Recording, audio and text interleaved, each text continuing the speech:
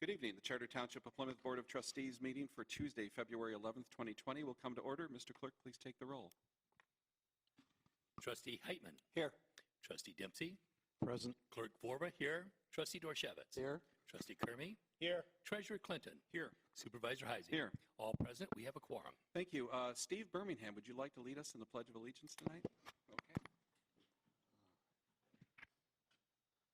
Pledge allegiance to the flag of the United States of America and to the republic for which it stands, one nation, under God, indivisible, with liberty and justice for all. Thank you. Next is item C, approval of the agenda. Any comments or questions by the board? Mr. Supervisor, Clerk. I move for the approval of the agenda Tuesday, February 11th, 2020. Motion's made by Clerk Vorba. Is there a second? Second. Second by Trustee Heitman. Any discussion? All those in favor of item C signify by saying aye. Aye. Thank you. Item D is approval of the consent agenda. Comments or questions by the board? Hearing none, I need a motion to approve. Mr. Heitman. Motion made by Trustee Heitman. Is there a second? Second. Second by Clerk Vorba. All those in favor signify by saying aye. Aye. Next is item E, public comments and questions limited to 3 minutes. This is not your only opportunity during the evening to comment. There will be another opportunity at the end of the meeting. And we do encourage questions on individual agenda items as long as they are germane to that particular topic at hand. Anybody at this time? Hearing none, we're going to keep moving on to item F1. This is the annual presentation on Hilltop Golf Course by ADM Ventures, Inc. And Jerry, why don't you assist everybody here with the mics? And then I would like the, when you all come up, please introduce yourselves for the record. Thank you. And Bob, if you can, Yeah, I'm looking. I know we're speeding along here, so. Good evening, everyone. My name is Tony Mosconi. I own ADM Ventures /AMV. We operate Hilltop Golf Course for the Township of Plymouth. And I have here Doug Palm, our golf course superintendent, and Jim Gorney, our golf course manager. I'll briefly recap 2019, and then we'll go over, touch on some points for 2020. And then if there's any questions from the board, by all means, we'll try to answer them here tonight. Just hold on for a quick sec, because I think Kurt. we're got an audio visual Sorry, problem I didn't notice it wasn't on. issue Hang on. here. When in doubt, reboot it. Reboot.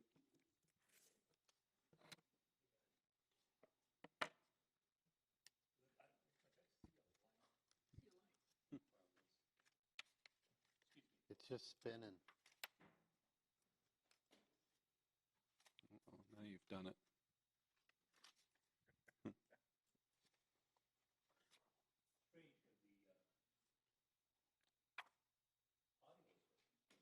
Yeah, the clock's just spinning on it. It needs to be, how do we reboot this tablet?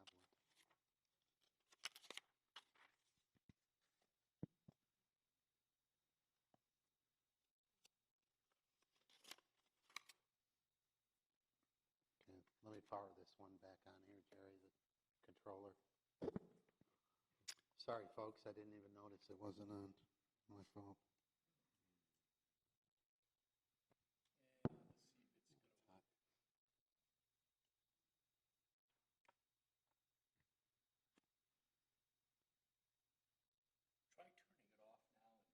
Yeah, I'm rebooting the console right now. All right, Tony, why don't we, it looks like things are starting to come back to life on that, so as well as my volume is up a lot higher too, Jerry.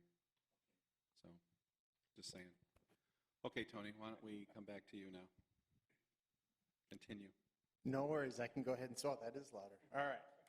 Thanks again, everybody, for showing up tonight, and thanks again, Township Board, for giving us this chance to sort of recap 2019 and, as I said, touch on 2020. I'll sort of just jump right in to try to knock out this a little bit, and then if there's any questions, we'll leave some time at the end. We started out with 2019 really addressing the three core areas that we've sort of known as we were going through the due diligence process, which were trees, cart path, and drainage.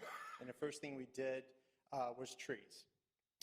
And the number one thing, 1A, was anything that was a safety concern. So any limbs that were dangling or an issue that could fall on someone or hurt someone, Doug and his crew immediately removed. So we took care of that. That was approximately 30 trees, and there's still more to be done, but that was a good start.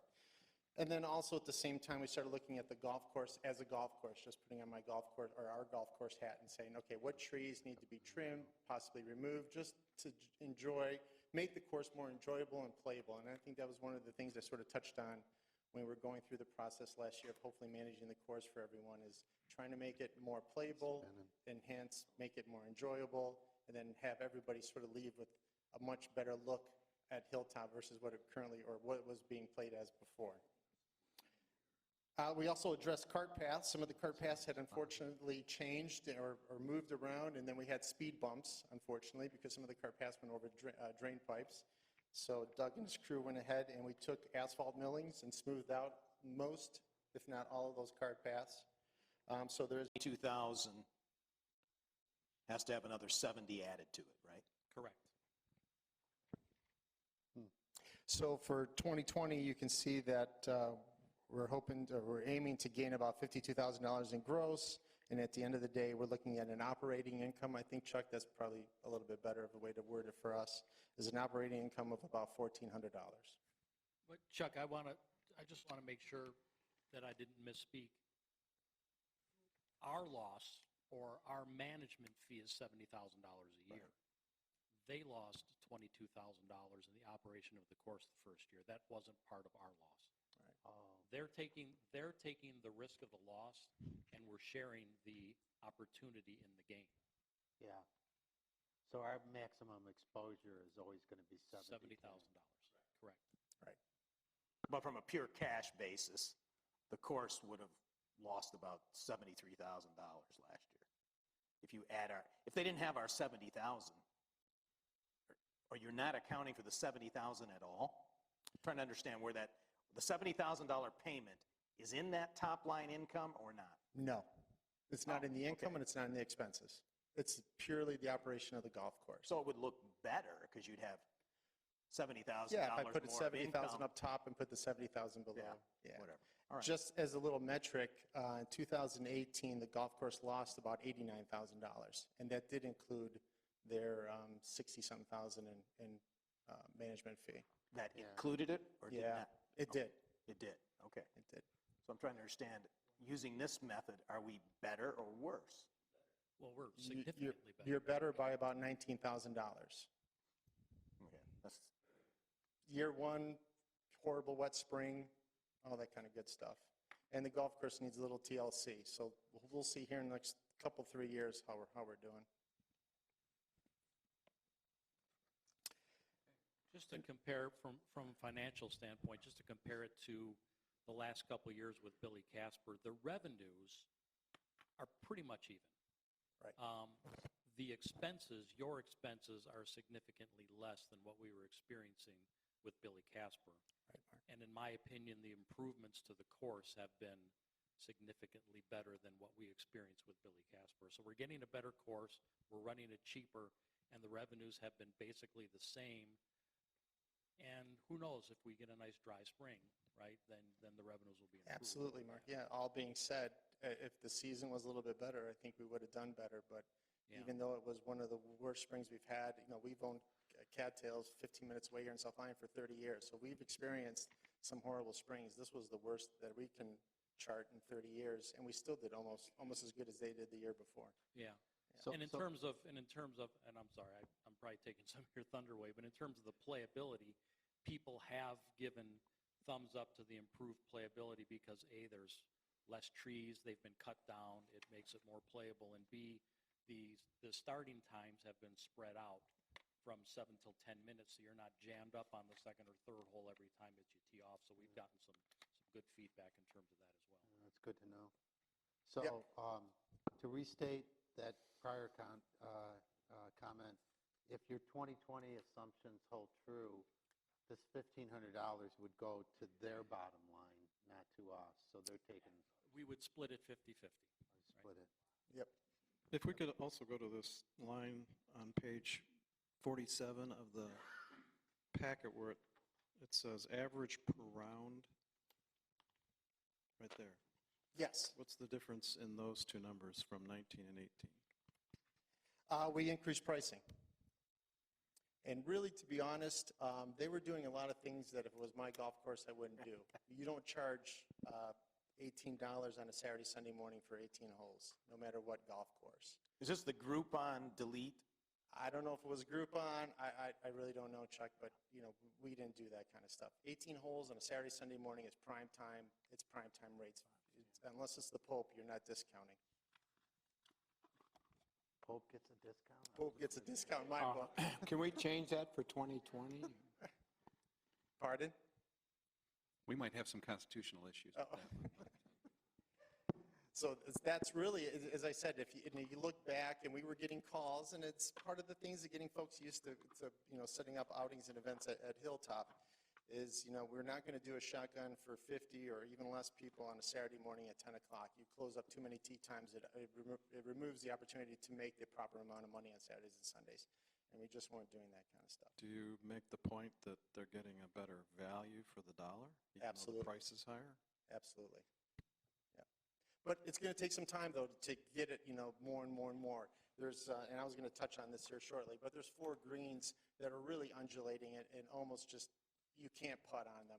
So we're going to hopefully try to address this in spring as quickly as we can and try to level it out as best we can in order to increase the green speed. So that's one way that hopefully justify our pricing kind of stuff. We're also going to look at the carts. Maybe there's something we can do with the carts.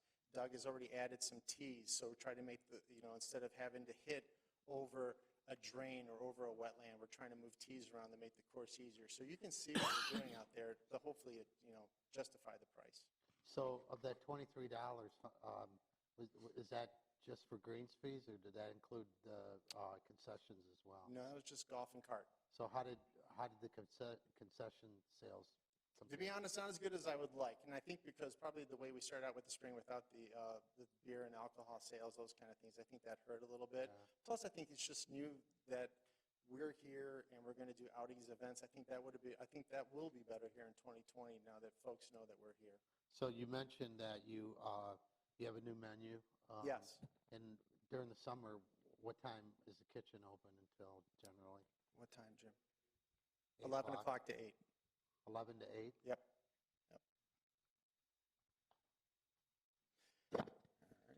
Okay. Any other questions by the board? Yeah, I have several, but are you done with your pitch? I got one more recap here at the very end. It really touches on those 3 items again, which the cart path, the trees, and the drainage. We're doing a lot of that stuff, or all that stuff right now in-house. If there ever is a way to do some funding, either through the township or through the county, whatever case, to help us address that kind of stuff, it's going to just accelerate the whole process. So we can address those issues quicker. As a result, we'll get the results quicker and hopefully make the golf course, as I said, even more attractive for more golfers, which at the end of the day is going to benefit all of us together. 3 other things that we're looking at is that one thing I mentioned was the greens, trying to level out the greens. The second thing is that we're going to freshen up the bunkers, add sand where needed, improve the drainage where needed. So the bunkers will look better by June, you think, Doug? Probably by midsummer this year, we'll have the bunkers addressed. And then last but not least is looking for a warm-up area. A lot of folks are asking about a driving range. I noticed Lincoln Hills in Birmingham has a net system, so they have 8 tee boxes that hit into the net. Not necessarily to look at how your play is or how your swing. It's just to warm up, loosen up, so you can go out and play, or hopefully play a little bit better. So we're going to try to find and see if there's a way to maybe add that to the golf course somehow, some way. And that's it.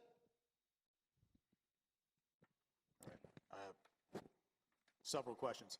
Go ahead, Chuck. How many new league additions do you expect for this year?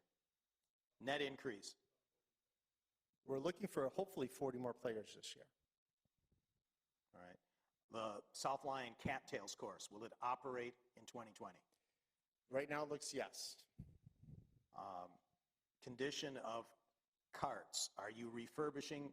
They're gasoline powered, which have a high demand, at least in a lot of places. Are you fixing the fiberglass or rebuilding the engines, or what are you doing, if any? This all needs some help, but we are maintaining the fleet as best we can. The carts are tired. So we are looking, from our end, we're going to see how much a new fleet, new used fleet, I apologize, new used gas fleet might cost, how much is the value of the carts that are existing on the property, and then we'll put that all together and sort of come back and see if there's an option there, because the carts are old. They're What tired. part is tired? The engine or the suspension or the body? All of that, Chuck. Tires, suspension, the body, all of that kind of stuff. The cart paths were in tough shape, so those carts were hitting some hard potholes, those speed bumps over drains. They were beating up the carts. So How all old of are that. they? Like 7 years, are they? 2008. Oh, 8? Wow, time flies. Trees, there's been a lot of talk about trees. Our park foreman has expressed an idea to purchase or lease a wood chipper. We put some money in the budget. Is there a business case where we could share or get some synergy from a wood chipping machine when it comes to trees? Do we save money? Does it make sense? I don't know if anybody's done any work on it. I don't think, and tell me if I'm wrong, Doug, I don't think we're there yet, Chuck. I think we're still, pruning trees up, as Mark said. We're doing a lot of things. We're removing the limbs from the ground, pruning them up, so if a ball goes underneath the tree, you can still hit it out, find your ball and hit it out. So we're still in that mode. We're still in the tree trimming mode, and we're still in the tree removal mode. So what are you doing with the brush? You paying we somebody to haul it away? Right now, we're making brush piles in areas that are not in play. So you're just storing it above ground versus chipping it or having someone haul it away? Correct.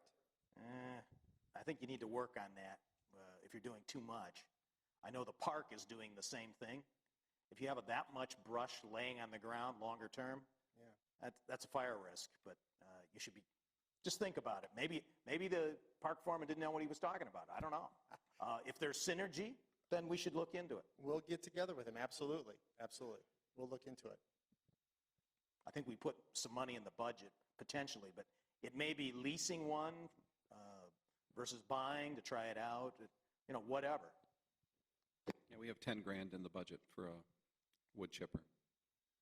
Home Depot rents them. Maybe that's what you'd be doing, is renting to try it out. Sure. So, Okay. all right.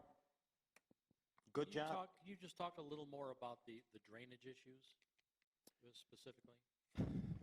So for this spring, we're not sure if it was the frost coming out of the ground late, Mark, or if it was just a deluge of rain. I think in May, was it 21 days or 20-something days out of 31 in May that we had rain.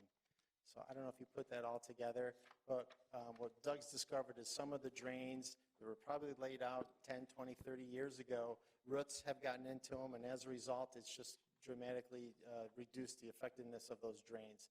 So somebody has got to come through and literally roto-rooter those drains if they're still savable, and then use that, or you got to lay new drain pipe and new drains to get it back to what it should be.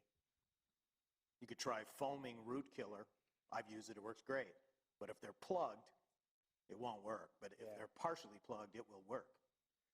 Yeah, so we're going to look at all those methods, Chuck. Absolutely. Whatever we can do to improve the drains, efficiently within the budget, all that kind of stuff going forward. And it's not like, we won't be able to do, to exaggerate a little bit, hundreds of those here in 2020, but we definitely are going to address the ones that seriously need issue, that impact our ability to get carts and play out. And as we move along, we'll do more and more and more. So the piles of sand and gravel, which are near the dumpster, are you going to work on using that sand and gravel and flattening them out with time? There's many mounds back there to the east of the dumpster. You know what I'm talking about? Right, yeah. In the overgrown trees. Right. There is a mound of sand that we've been working out of. The dirt that surrounds looks like they just, and I don't know, I wasn't with you history, it looks like they pushed that back to create dumpster space. Right now there is previously there was not a lot of brush piled into that area. So it's unusable for us right now without taking care of the brush. But That's- the plan I am is So you are using some of it. Okay, but got to keep that in mind if you need to fill. You can solve a problem, two problems. You can fill, and you can clean up the front there with those mounds.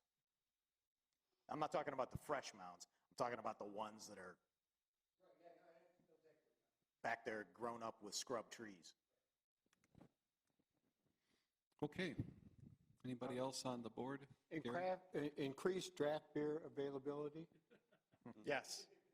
How much did you increase it? How many taps were there operable before? 0. And what do we have now, 8 or 9? 6. From 0 to 6. Yeah, and it was just a matter of that cooler wasn't functioning, so we fixed it. Great job. Thank you. Thank you. Okay. Anybody else on the board? I'll open it up for public questions. So you had mentioned that you overhauled the menu in the, so can you tell us a little bit about that? Because we should be encouraging people there to go and eat there even if they don't. Absolutely. Not So this year, as a matter of fact, I think if somebody were to reserve space in the park, we even offered a catering menu for that.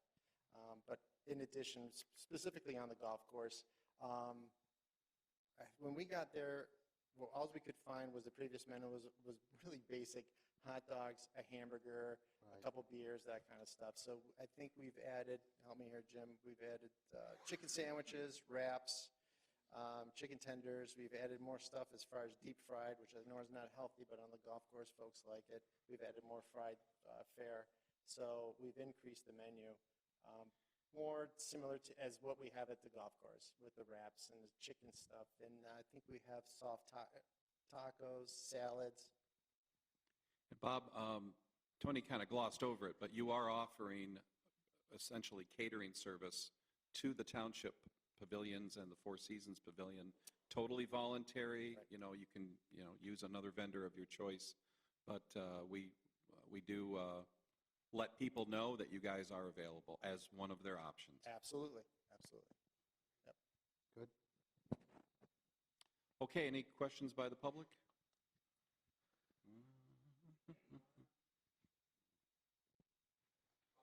No, you got to come up.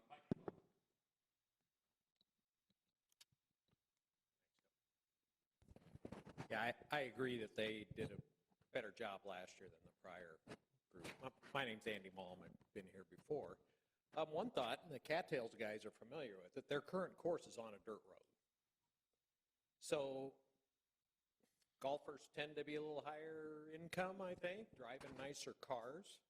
And I don't think people are excited about driving down a dirt road to go to the golf course.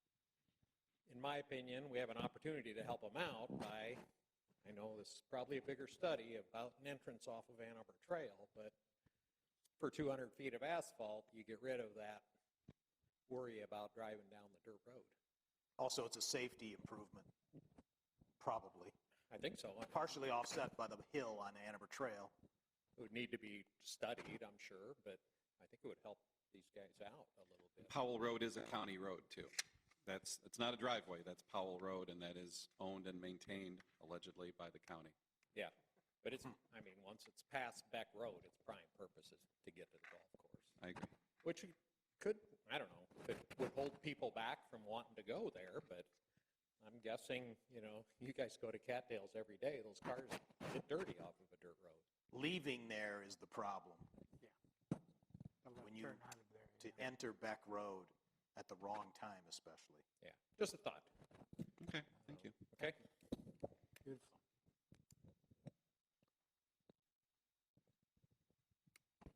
Hi, Mary Wydell.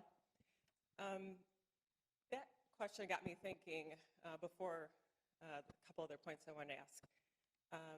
I think there could be some improved advertisement at Beck Road with some signage or something that says you're running a special or come on in, beer and golf special, or beer and Food. beer, golf, and burger for this price, and you might be able to get people thinking, hey, I'm stuck on Beck Road, why don't I just pull in and go golf and have a bite to eat?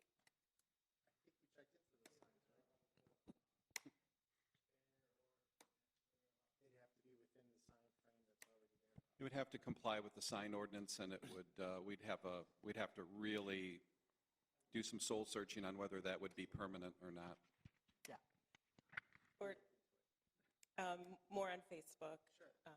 I've followed a little bit throughout the months on what you put up there, and possibly aiming things to appeal to certain demographics, new things, maybe summer camps for kids, or partnering with other camps, having, them bring their kids in would be an option. We did do a kids' summer camp, but it was sort of the one that was there the year before.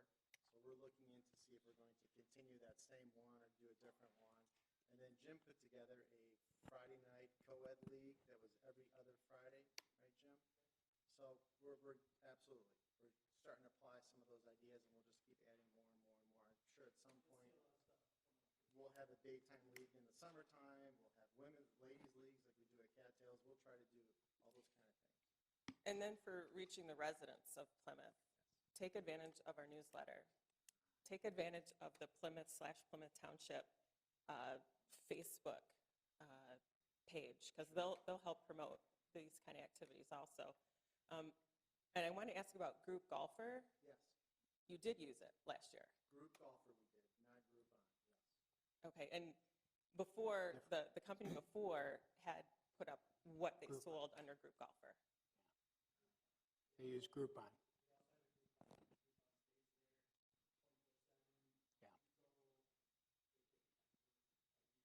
Do you know how many you sold on the Group Golfer? Do you know how many we did, Jim?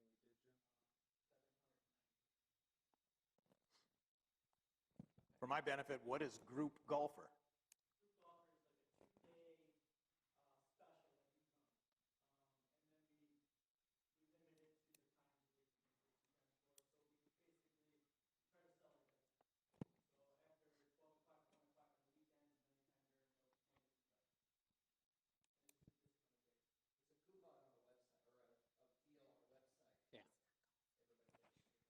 All right, it's an independent website, We only so have that limited 2 days. groupgolfer.com or something. Okay. Okay, So, thank you. All right, anybody else?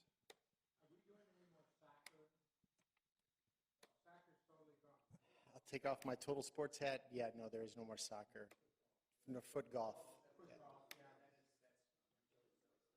Yeah. Okay, then.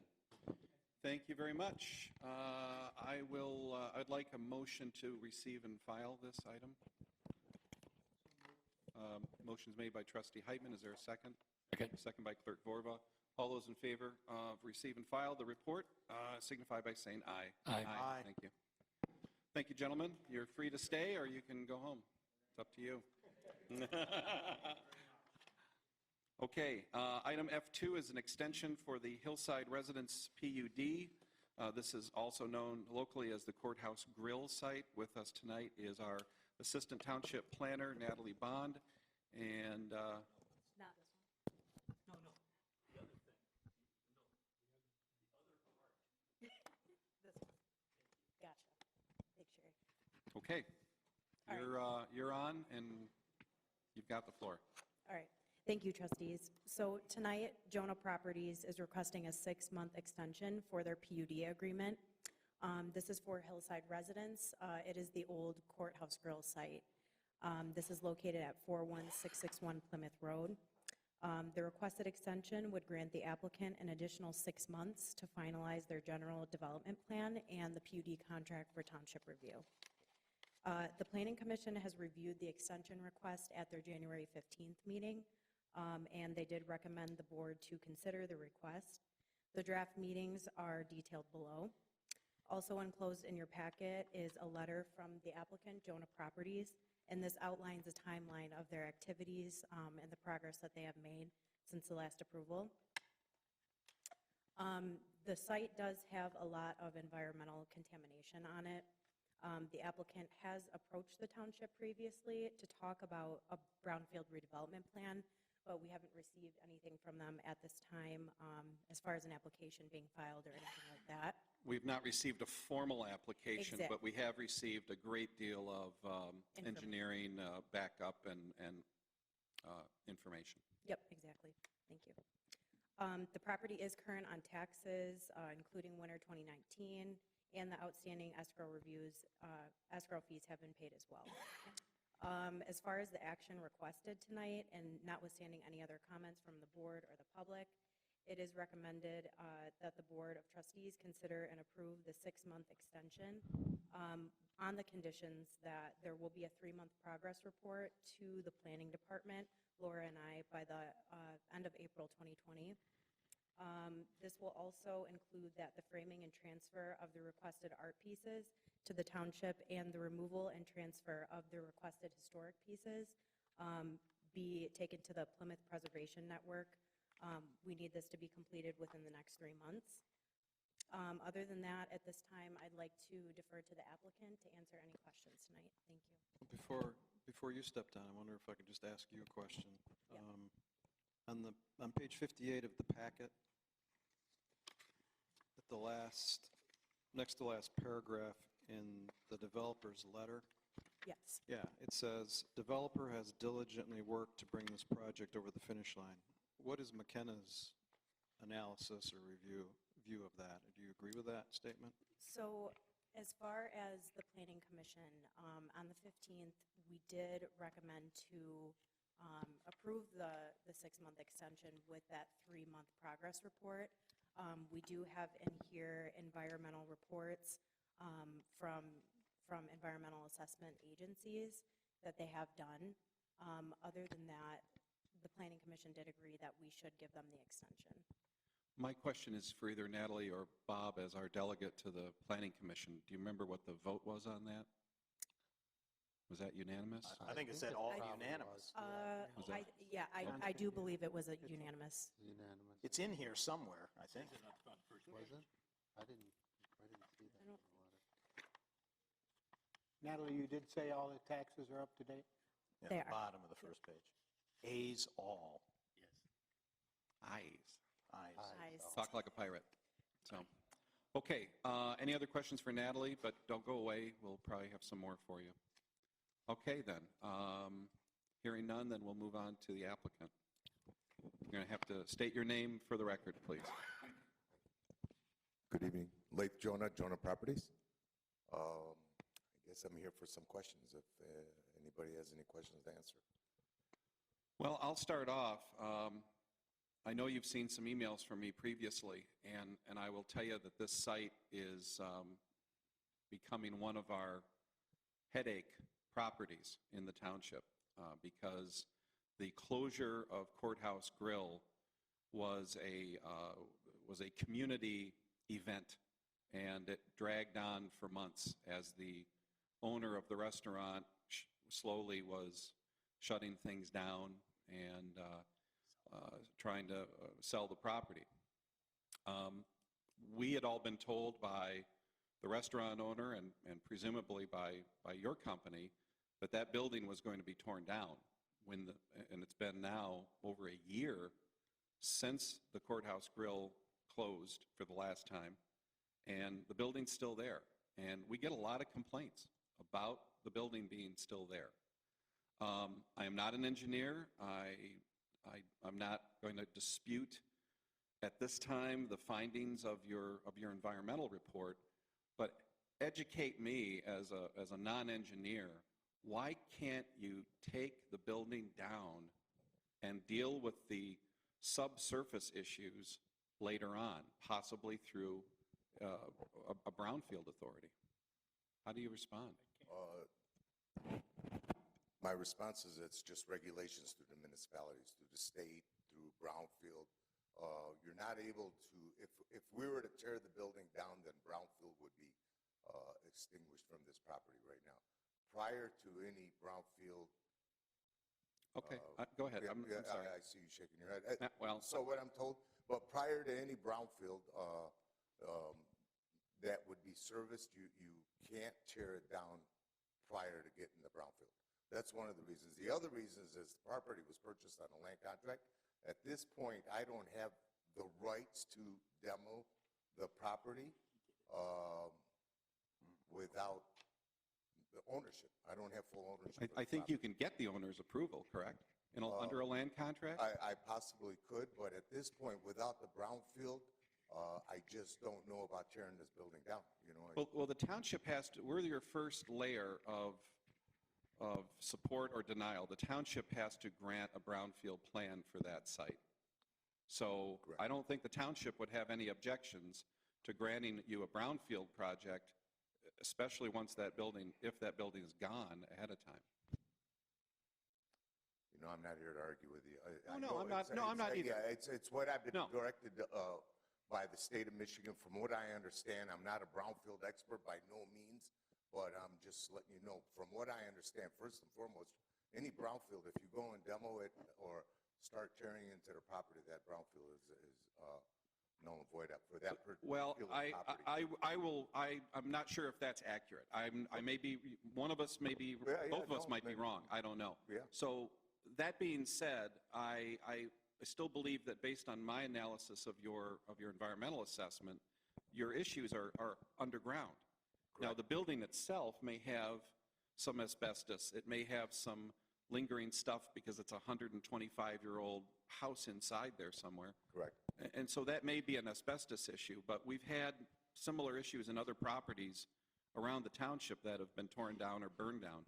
So again, and I don't know if we're going to solve it tonight, but I still am saying we really would like, I at least would like to see that building torn down as soon as possible, and then we'll work with you guys on the brownfield project. Well, maybe if I could just move on, you might be able to answer a few more of those questions. You know, I hear you. I've seen your emails. I understand your method in wanting the thing down. First of all, to tear that whole site down, it's going to be quite expensive. It's probably a $500,000 project. So that all gets involved into the construction loan from beginning to end. That would be number one. Number two is, along with this, since we've been to the planning, and even prior going to the planning commission, we've been doing all our diligence on the property. We've gotten drawings submitted to McKenna. We've gotten drawings submitted to the county for the road and water permits. We've submitted to Eagle, MDEQ, to be known as now. You know, all of these things have been submitted. We even wanted to submit drawings to the municipality for construction reviews while we're going through our permitting stage with the other processes and trying to get all our brownfield intact so we can get that submitted. So that way, once all the permits are in, we don't have to wait to submit for construction permits and review and all that kind of stuff. I haven't seen construction permits. I've seen a drawing of what the apartment building would look like. Our drawings are virtually done right now, ready for submitting for construction drawings out. But through, and we call the building department, but we can't get, or what we were notified is we can't submit them until we're fully approved with this commission right over here. And we can't get fully approved until I get, well, the engineering drawings, which I believe are almost complete right now. I know they're complete with the county. We just got approvals from them, but I can't say 100% for Spalding if they're 100% done, but they're almost at the finish line. So from the Wait a process. minute, who's doing what? You have completed the engineering drawings, or Spalding to Decker has to complete the review? What is the status of the drawing? The lines on the paper. My apologies. Lines on the paper. Have you completed those, and what do you call those set of drawings? So we've submitted, and I hope this answers your question, we've submitted to Spalding once, twice. I think we're on our third submission for reviews right now, and third submission being almost completed, where we're approved for the construction of the site. This is the site plan, the drainage? Yes, site, underground, yes, all the whole site, not the engineering. All right, Spalding to Decker, what is the status of the review?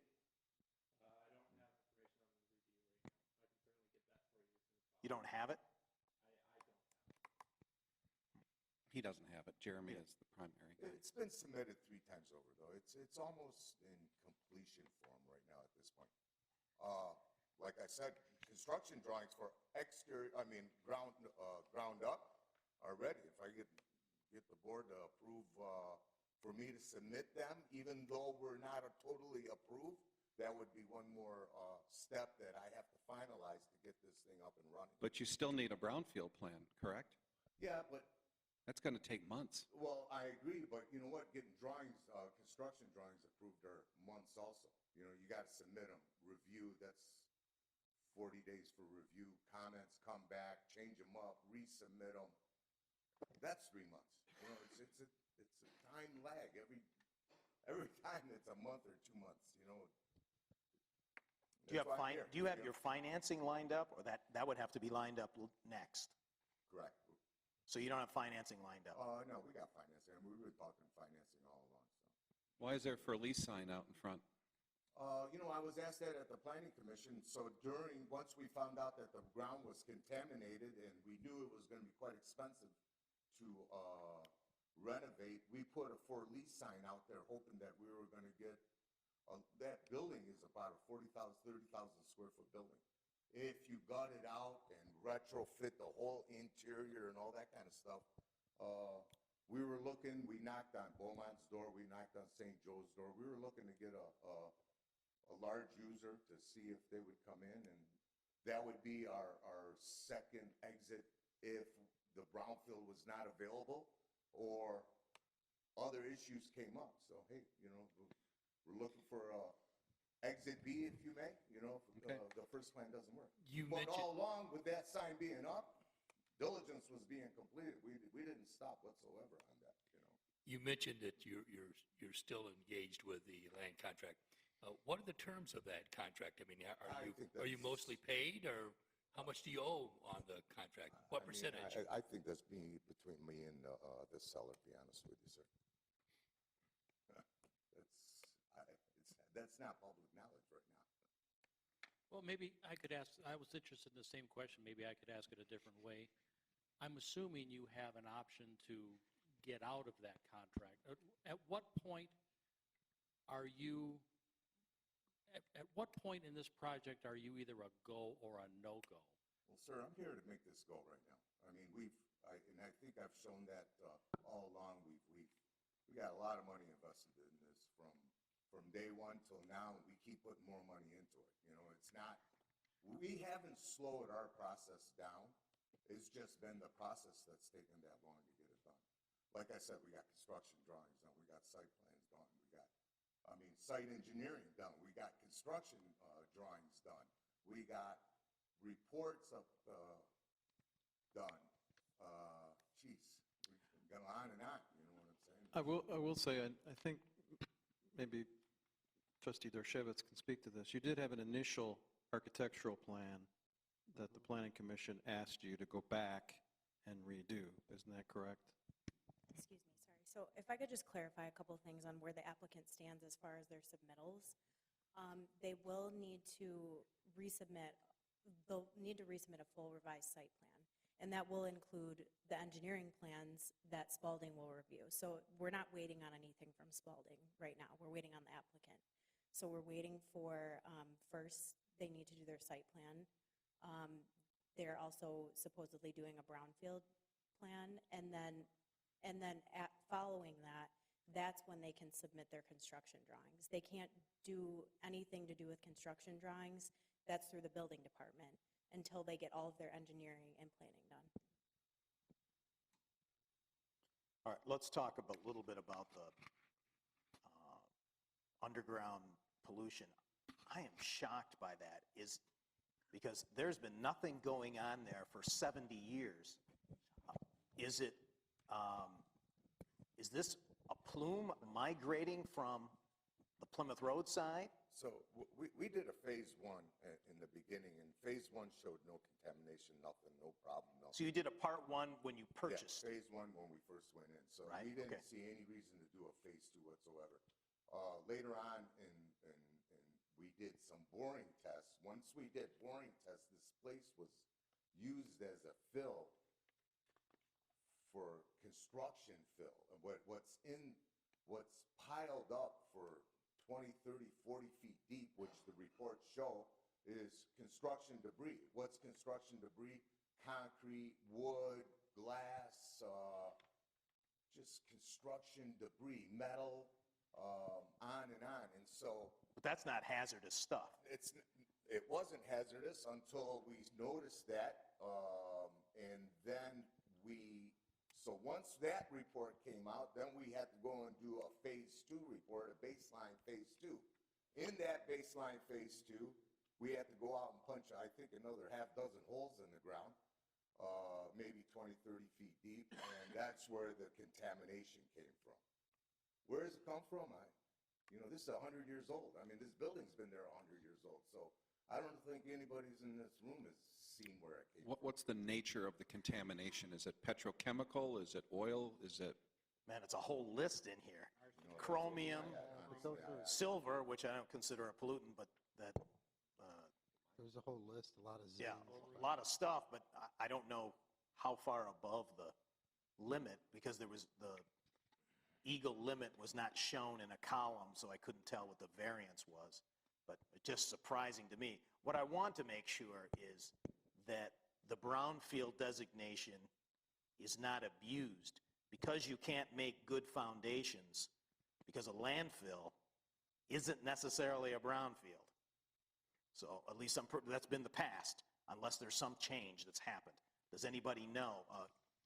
Well, Kevin, just because the soils are bad and you have to use a very expensive foundation system, No. that isn't necessarily brownfield. Now, I can tell you right now, like at Tohoku Prison, we also have a building that we're trying to build on an old landfill site. And in that case, it is a brownfield site because they have to put pilings into the ground, in some cases up to 14 feet through the That's what this report is talking about. Yeah, exactly. So that would qualify as a brownfield. Okay, even though, all right, so it doesn't necessarily have to be hazardous material. Not necessarily, but I don't believe, and please don't take this as word, because I'm really not educated in the fact that we just got people that I'm learning a lot about it right now, a whole lot more than I ever learned before, let me tell you. But I do believe that if the fill was filled there, thrown there, or put there, then it would be a brownfield. But if it was just ground and Just bad glacial and deposits. bad ground, but it's not contaminated, it's just natural earth, then no, that would not be a brownfield at that point. yeah, I think that's a fair assessment. I know in the case of Tohoku Prison, we actually have a real bona fide landfill that we would be building on in some areas. Your area may not be a traditional landfill, but it's possibly filled with construction debris from somewhere. And I think that would qualify under state law as a brownfield. The fact that there are contaminants in there as well certainly bolsters your case. I keep coming back to the fact, I'm not going to argue if you have a brownfield there, yes or no. I just don't know why. And again, it's a rhetorical question. I just don't know why we can't take the building down first, and dual track. And number 3 reason on why I wouldn't want to take the building down, if the brownfield doesn't come through and this thing is not going to be able to exceed that development, I'm going to retrofit this building. Oh, my goodness. And operate it as the building it is.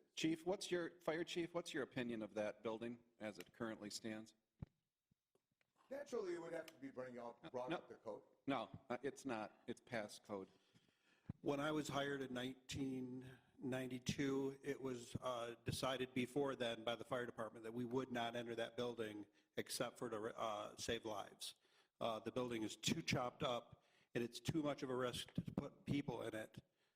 So still to this day, we do not go into that building unless we are saving lives, if it was to catch fire. So I'm just throwing that out there. Listen, I wouldn't be able to lease that building out the way it is right now. I'm saying you would get massive development in there. It's just. And I agree. I wouldn't go in there either. You know what I'm saying? Let's hope the building comes down. Listen, that was my first and foremost goal. That's what I started this a year ago, and once again, I put a lot of effort, a lot of money, a lot of thought, a lot of time in this. We're not here to to take an exit stage out, you know what I mean? We're here to finish this project, we are.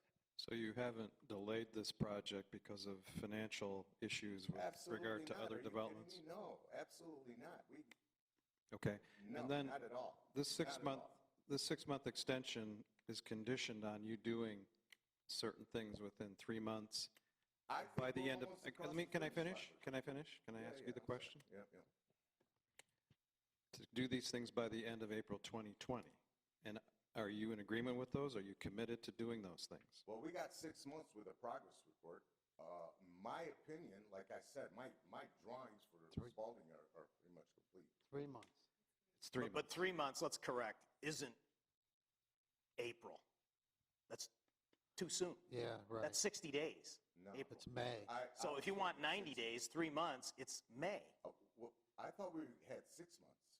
Well, no, she's talking about we're talking about status report. Well, That's status report is on a weekly basis, is what I submit to the municipalities. Well, and in they'll here, give we need to fix what the this to be status sure everybody understands, because it says April 2020, which isn't really 90 days. And it says end of April 2020. It's not 90 days. So When does the 6-month extension expire? You ask me? It would be on planner. 6 months from today. 6 months from It today. would be 6 months from this meeting. From this meeting. Yeah, Yeah. this meeting.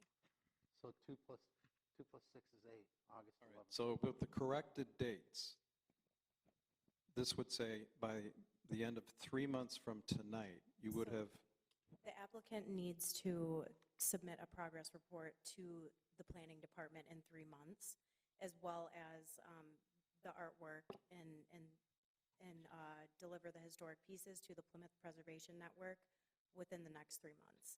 And then at the end of 6 months, that is when they need to have their revised site plan in. What are the historic pieces that are cited in here?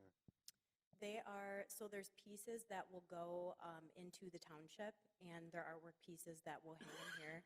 And then the other historical pieces go to the PPN. But do you know what they are or no? The pieces for the township are artwork to hang on the wall. And then I think for the Plymouth Preservation Network, those are, Punch list of it back Okay, that's fine. It's written down somewhere. yeah, there's a list. But let me get back to my question, please. So 3 months from tonight, if this Yes. were to be approved, yes, Mr. Jonah, you would have had the obligation to do these things, the progress report, and then the removal and the turning over of these objects to the township and this network. Are you committed to doing that by 3 months from tonight? I mean, the progress report, I'm right on. That's no issue. I got to take a look and see exactly what those items are to make sure I could deliver it before I say yes right here, right now. I truly don't remember what they were. I mean, if they're little items, they're more than welcome to go take them right now. Also, Natalie didn't discuss this with you beforehand? so this was the motion that was made at the January 15th Planning Commission meeting. The motion was to recommend to the Board of Trustees to grant the 6-month approval on the condition of them submitting a 3-month progress report. So the applicant has been made aware, as that was the motion on January 15th. All right, so they've been notified or they were at the meeting? Yes, they planning were in commission. attendance at the meeting. What is the Plymouth Preservation Network? That is it's It's a nonprofit That's a nonprofit. historical society that So where do they store them? specializes in historic preservation of historic homes, buildings, and artifacts. So where do they store the work? It would I'm just guessing, I don't think there's anybody here from that organization. I'm guessing that it would be stored at, probably at Park, unless they have another facility somewhere else. I know there's been some, anyway, it would probably be stored at Park, at least on a temporary basis. Is one of them a stained glass window? No.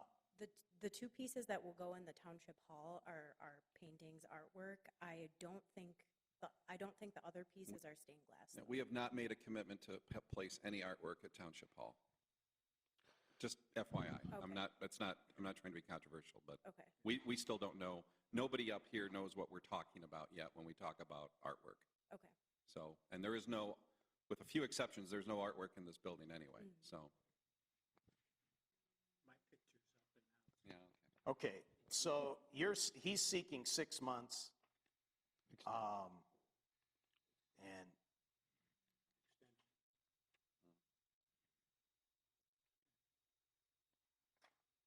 I think we should do it, but we're going to have to monitor this development pretty closely.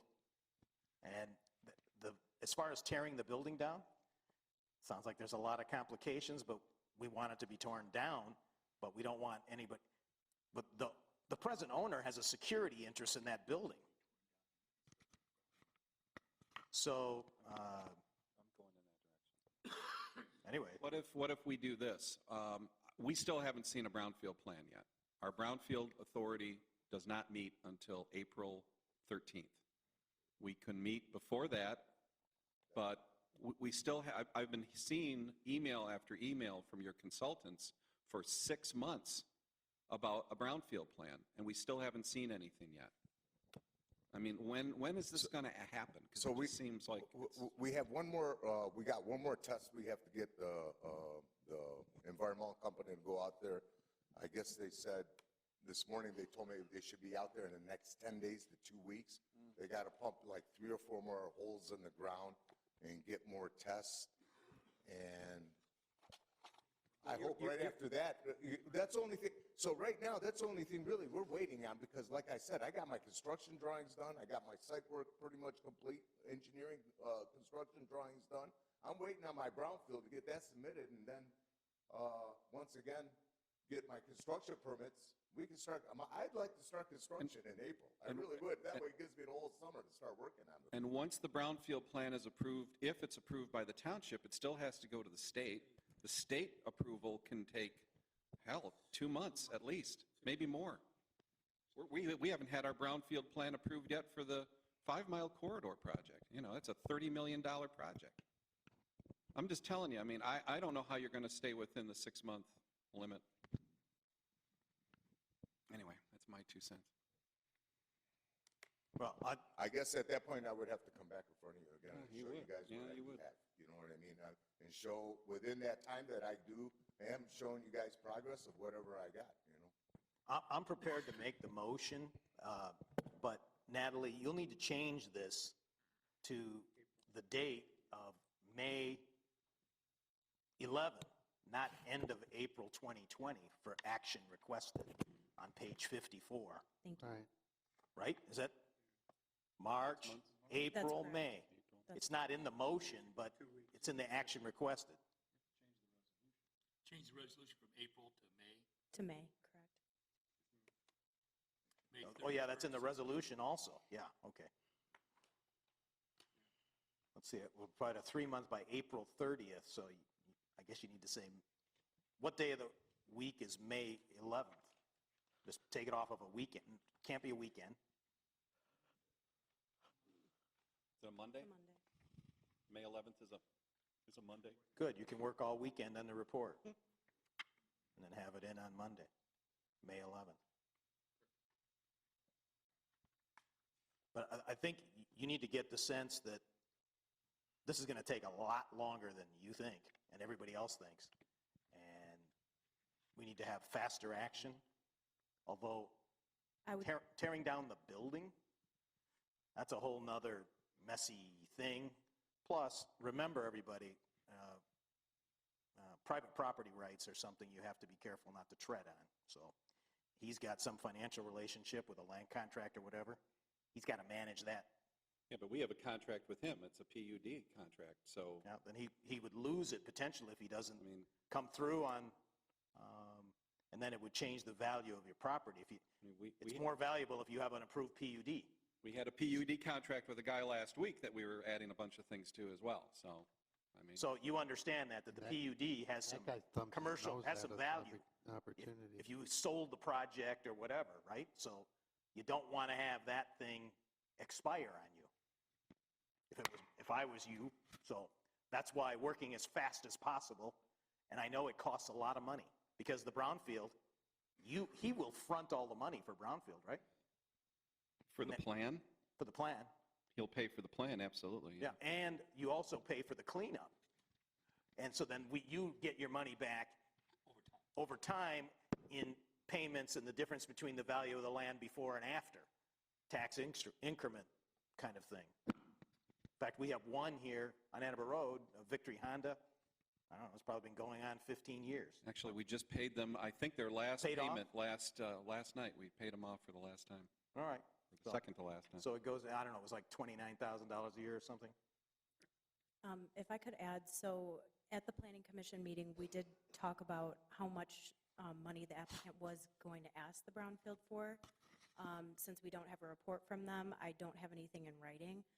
But I wanted to reiterate that question and ask the applicant how much money that they think that they would need to actually make this project economically viable. So if the applicant could speak on that. I really don't have that answer right yet. Hopefully in the next, The number I heard for brownfield project was $2.5 million. well, no, it was $2.5 million, and that was on the suggestion that they take all the contaminated dirt that was put there, remove all of it, and then come back and refill the ground. When we talked to the state of Michigan, they went back and they said, well, look, you don't need to remove everything. You get down to the property down to construction grade, and then you go and see what kind of pilings and caissons you're going to have to put in the ground to lift the buildings, the structures up and above the ground to keep them safe at that point in time. Man, I don't want to throw a number out here because we got so many people looking, and that number is going to stick, and it's going to be a wrong number. So I would not want to do that at this point in time. Okay. But once again, like I said, we got another test going out there. 10 days, 2 weeks, I'll be able to get a date, and I'll pass that date on. Oh, which is another question. I'll pass that date on, and we'll find out exactly when that time is, and then shortly after that, they should be able to get whatever results they have to get out to get for this brownfield to get completed. Well, you've had good weather this construction season. We've been lucky. Since November, the weather's been good. It's a little wet, but we haven't had really severe cold and snow. Hey, that's why I'd like to start construction come spring. So I got the whole summer to knock this thing out and be able to get a structure up above ground, so that way we can keep working throughout the whole year. So do you want a motion? Wait, All right. Before we How do we that, change the resolution? let's just make sure that the board, any other board comments or questions? Go ahead, Gary. I have one question. Did your for-lease sign yield any interest?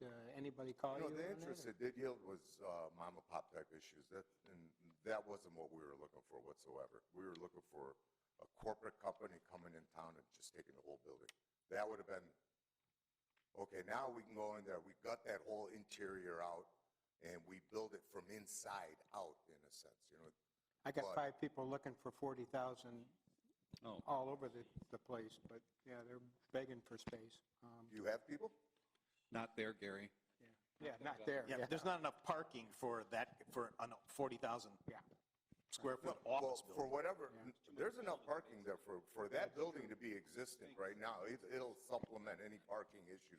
I mean, you had a restaurant there. They're the biggest parking user possible, and they were supplementing that parking lot was supplementing their use. Wow.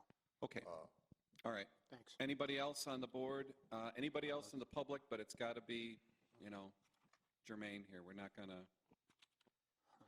beat people up or anything.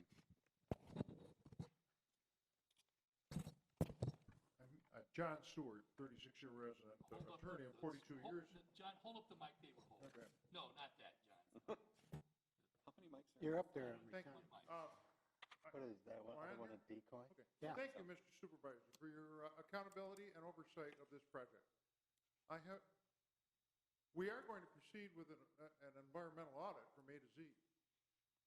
We are going to proceed with a disclosure of whether or not there are underground storage tanks at this site. Not we, the owner of the property. Not Plymouth Township. There's going to be disclosure, though. Yeah. Okay. Underground, there's underground. There's a very thorough report in our agenda pack tonight, which is online. All right, and I was just concerned after what I heard here tonight of contaminated soil, then you get into whether there was ever an underground storage tank there, and then you have groundwater contamination. We saw a little of this at Manitowoc Airport over 30 years ago. Thank you very much. Okay.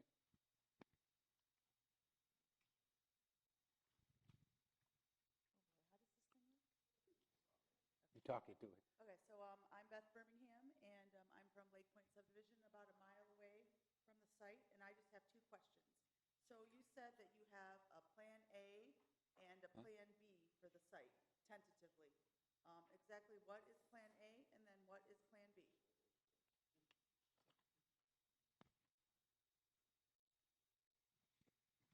Plan A is the original plan with the apartments going up with what we've been approved for.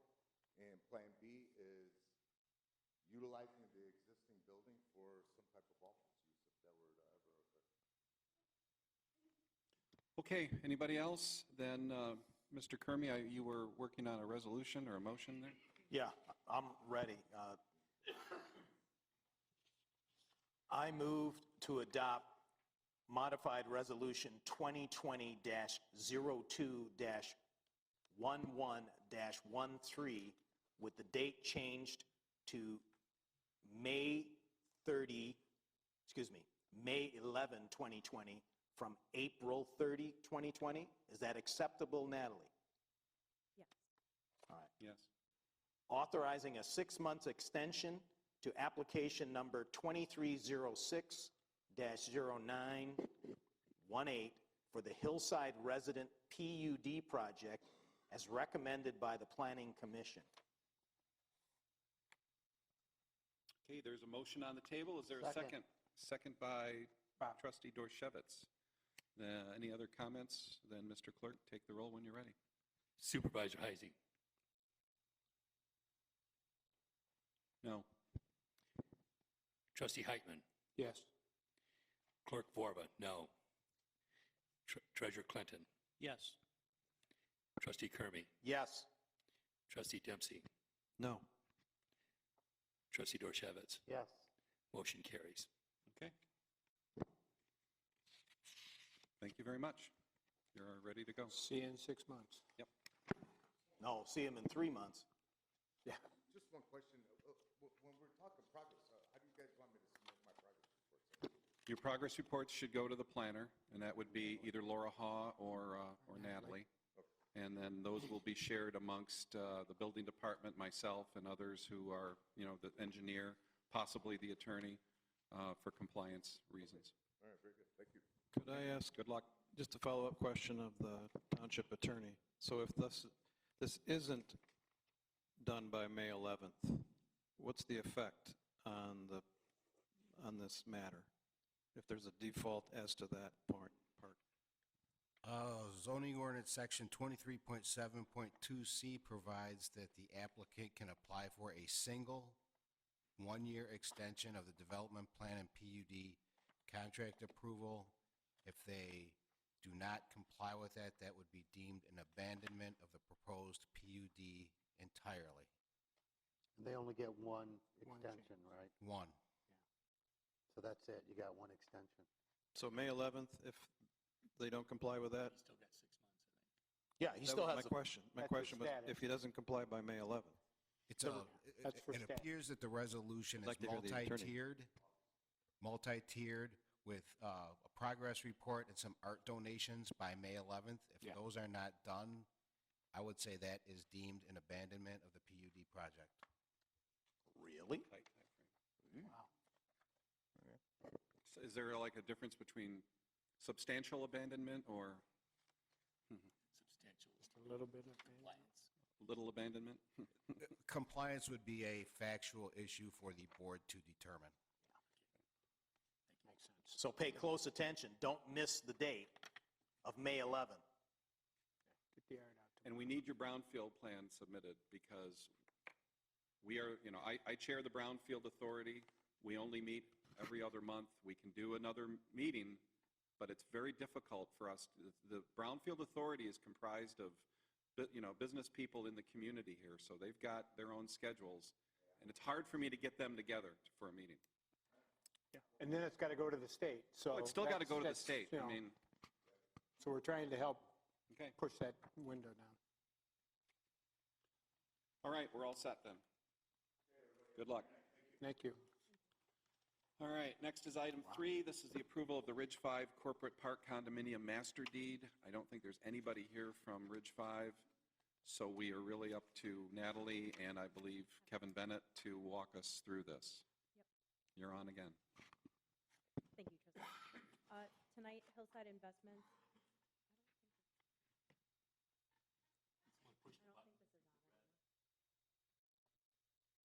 Boy, it sure might be time for a new sound system We here. budgeted for it. I wonder how the clerk's doing on getting us a new sound system. Everything is hillside tonight, although they're unrelated. Okay. All right, we'll use this one. Okay. So tonight, Hillside Investments is requesting approval of the Ridge 5 Corporate Park Condominium Master Deed. This would govern the future corporate park located at the southwest corner of 5 and Ridge. The corporate park has already been approved, received site plan approval from the township, and it's designed to accommodate 60 acres of business tech research facilities. The subject site also borders the Johnson Creek to the west, and they will do a linear park on the site as well. The document has already been reviewed by legal, which is Kevin Bennett, as well as Spalding de Decker, which is engineering. Regarding the linear park, public access to Johnson Creek will remain via dedicated access easements. This has a public pedestrian trail on it as well. It's about 1.5 miles long.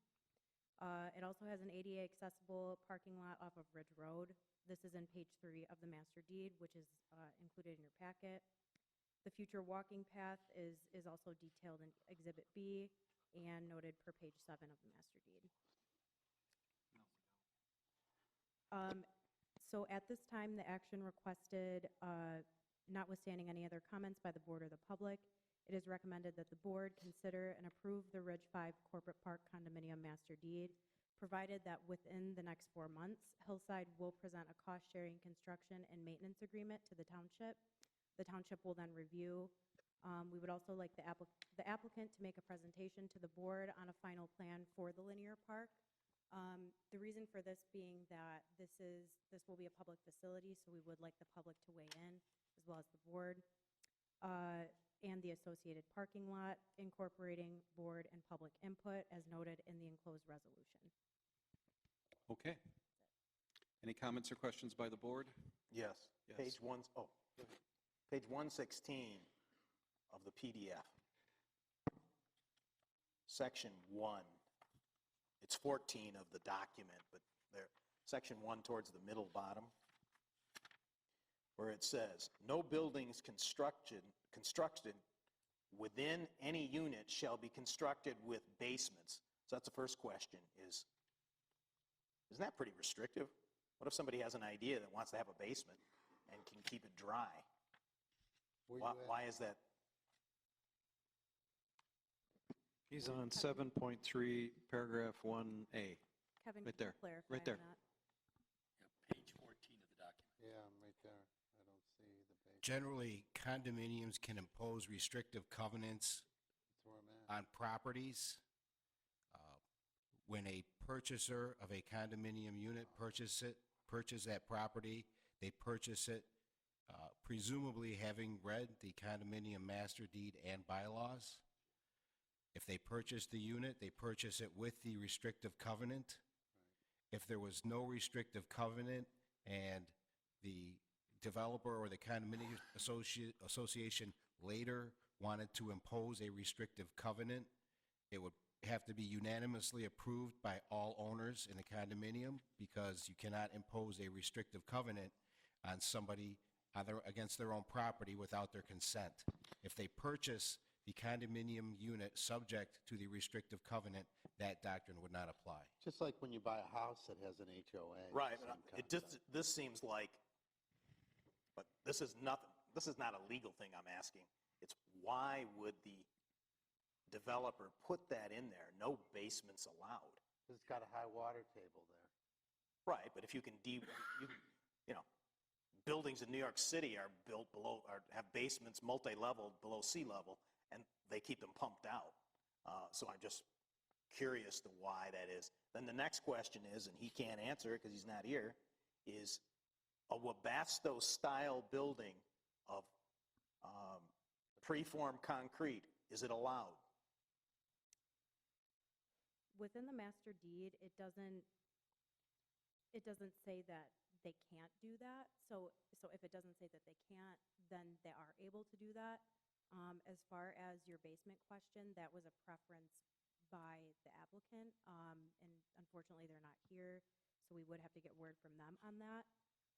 But as long as the master deed doesn't restrict that, they would be. So in your opinion, somebody could use preformed concrete, precast concrete buildings? If engineering, could you clarify on that? Yeah. All right.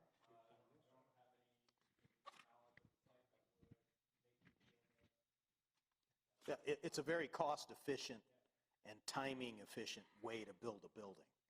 So it's great. I only have a question is why someone would restrict in the covenants the basement.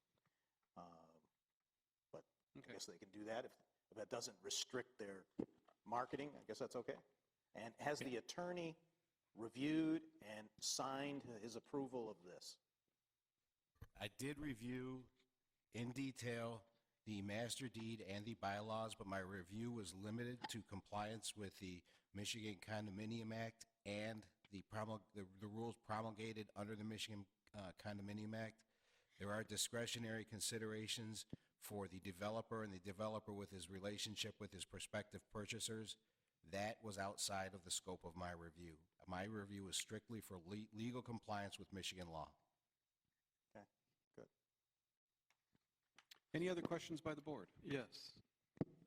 So if we go to the resolution, which is on page 85 of the packet, it says that the applicant will prepare and make a presentation to the board and the public on the design plan, et cetera, and incorporate feedback no later than May 31st. So I'm trying to understand, does that mean all of that has to happen by May 31st, including incorporating the feedback? So by May 31st, that would mean that Hillside would need to present to the board and the public to gauge their opinion, and then post that, they can add that into what they're going to do with the future linear park. The purpose of getting their feedback is because this will be a public park, so we do want to hear from the residents. So does this mean there would be one public session, not two? You don't intend to mean a presentation to the board and then a separate presentation to the public? There will be one public hearing. And that Yeah, would be here at a trustee meeting? Yes, And that would have to be scheduled with the supervisor? yes.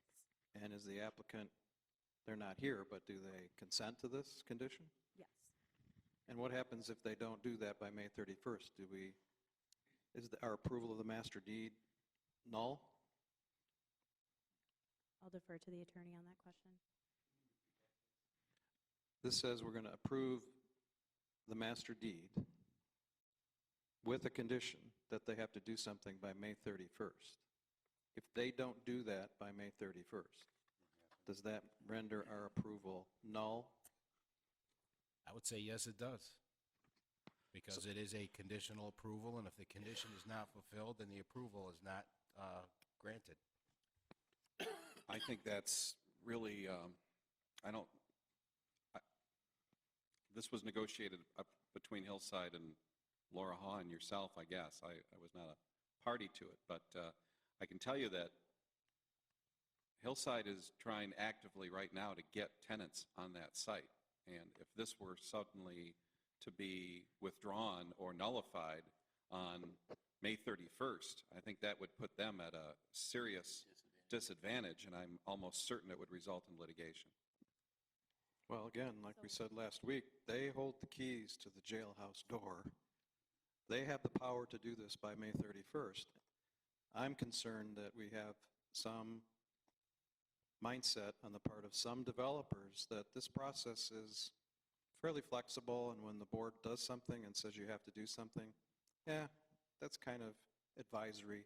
We'll keep working on this. So I really hope that both developers, the one we just did last week and now this one, will take these seriously, and that's my point. So if they know they've got to do this or there's a possibility that this deed is of no effect, that seems to me an incentive to comply, that's all. And Supervisor Heisey, I just wanted to add that with the presentation for the public hearing, I don't think that that should hold up the applicant by any means. It's just, we want them to come and do a public hearing just to gauge the public's opinion on that linear park. Okay, in my mind, there's a big difference between a presentation to the board, which obviously is in the public, and a public hearing. Public hearings are, as a legal term of art, it has to be noticed, it has to be treated, we treat it like a separate meeting.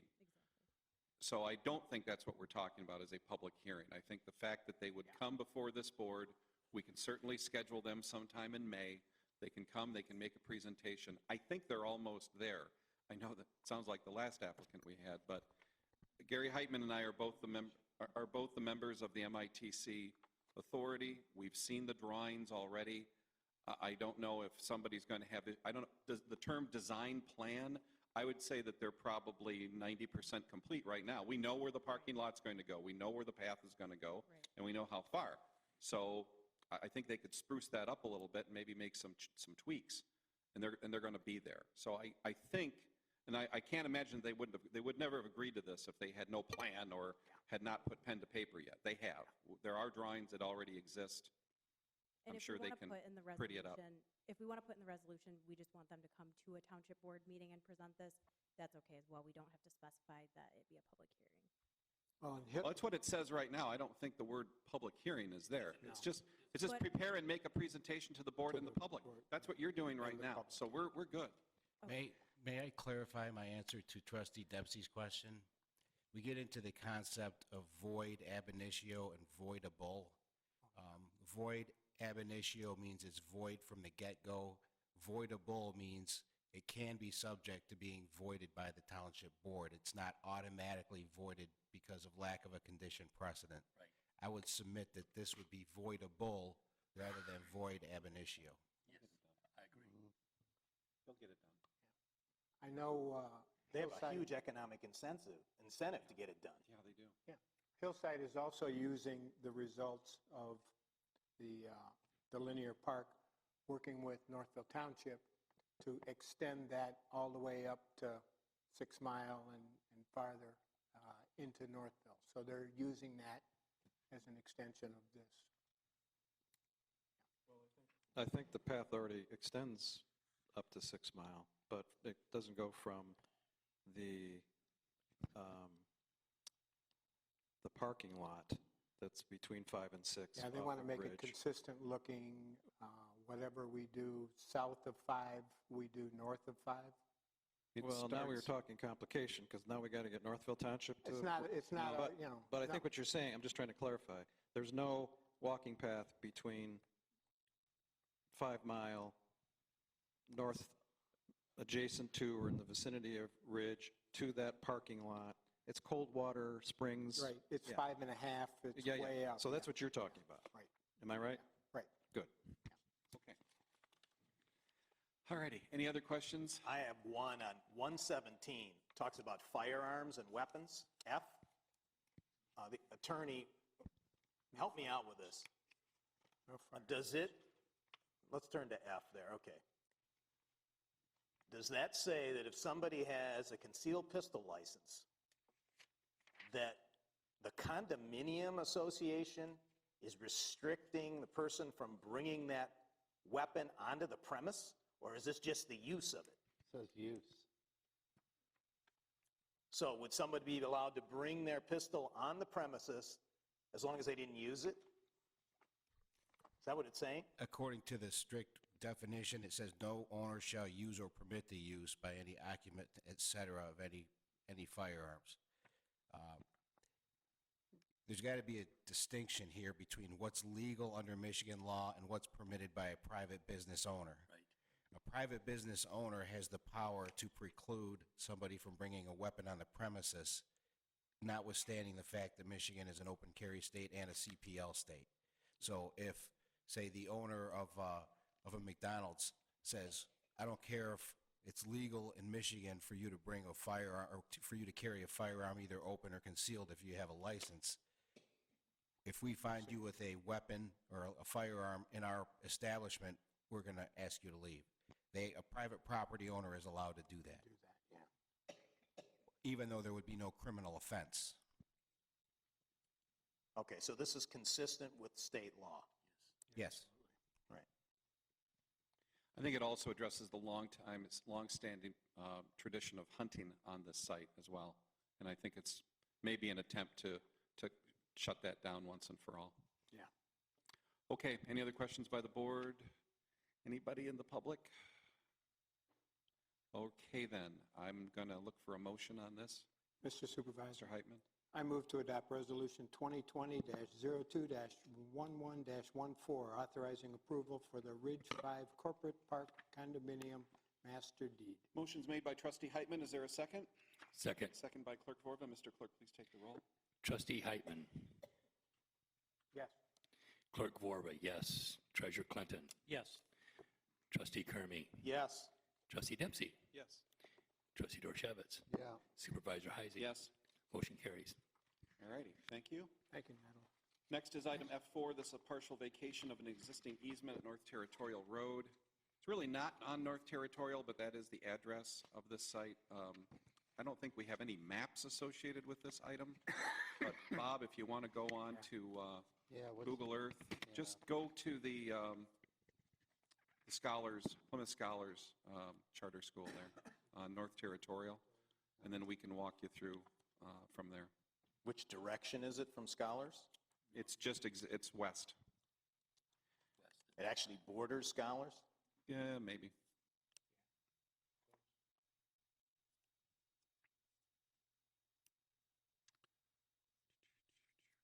Okay, so there's Plymouth Scholars, and if you go to Google Earth there, see that road to the immediate left, or that road right there? You're right there, Bob, right? If you go right to the top of that road, that was, I guess at one point that was a platted road at some point. It doesn't have a name to my knowledge, an official name. I think it's something like Apple Tree or something, but I don't think it's I don't know if it's a private road now or just a big driveway. It does have a name, although I don't think the sign is a official county sign. I think it's something that they erected years ago. So anyway, the gentleman at the end of the road there would like an easement vacation extending out, I don't know for how far, but he would like to build a garage at the end of that site, and we have no objections to that. Where's the easement today? It goes here? Well, Yeah. Does it go up above the road there? it goes all the way up? Yeah, and they are looking to vacate 115 feet, basically to the start of the road there. Which direction is M14 from that? North. Straight up? Yep. Yep. All right. Right here. Well, through Okay. the subdivision there. Yeah, all right. Now, of course, anything that he builds there would still have to come before the proper building and planning and zoning authorities, so it's not like we're giving him carte blanche to build whatever he wants. So it would still have to be in harmony with the rest of the neighborhood there. And I don't think he's looking to build anything crazy. So why does, this is for me for an education, why does an easement that's on private property have to come to the board to have it vacated versus doing it administratively or? So the original purpose of this easement was for maintenance of utilities in the area. There are no utilities in that section of easement, or that section of easement, so you would need to vacate it officially in case you had some sort of maintenance issue. You would still want permanent access to that site, so. Still doesn't answer why it has to come to the township board, because there's no utilities in there. Right. And none planned. So I'm trying to understand that legal thing. Our easement, and we have to convey. It's township Yeah. easement?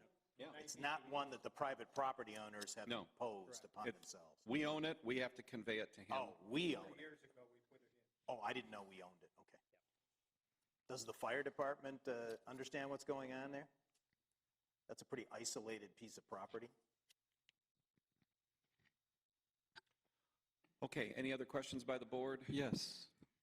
I'm confused by the proposed motion.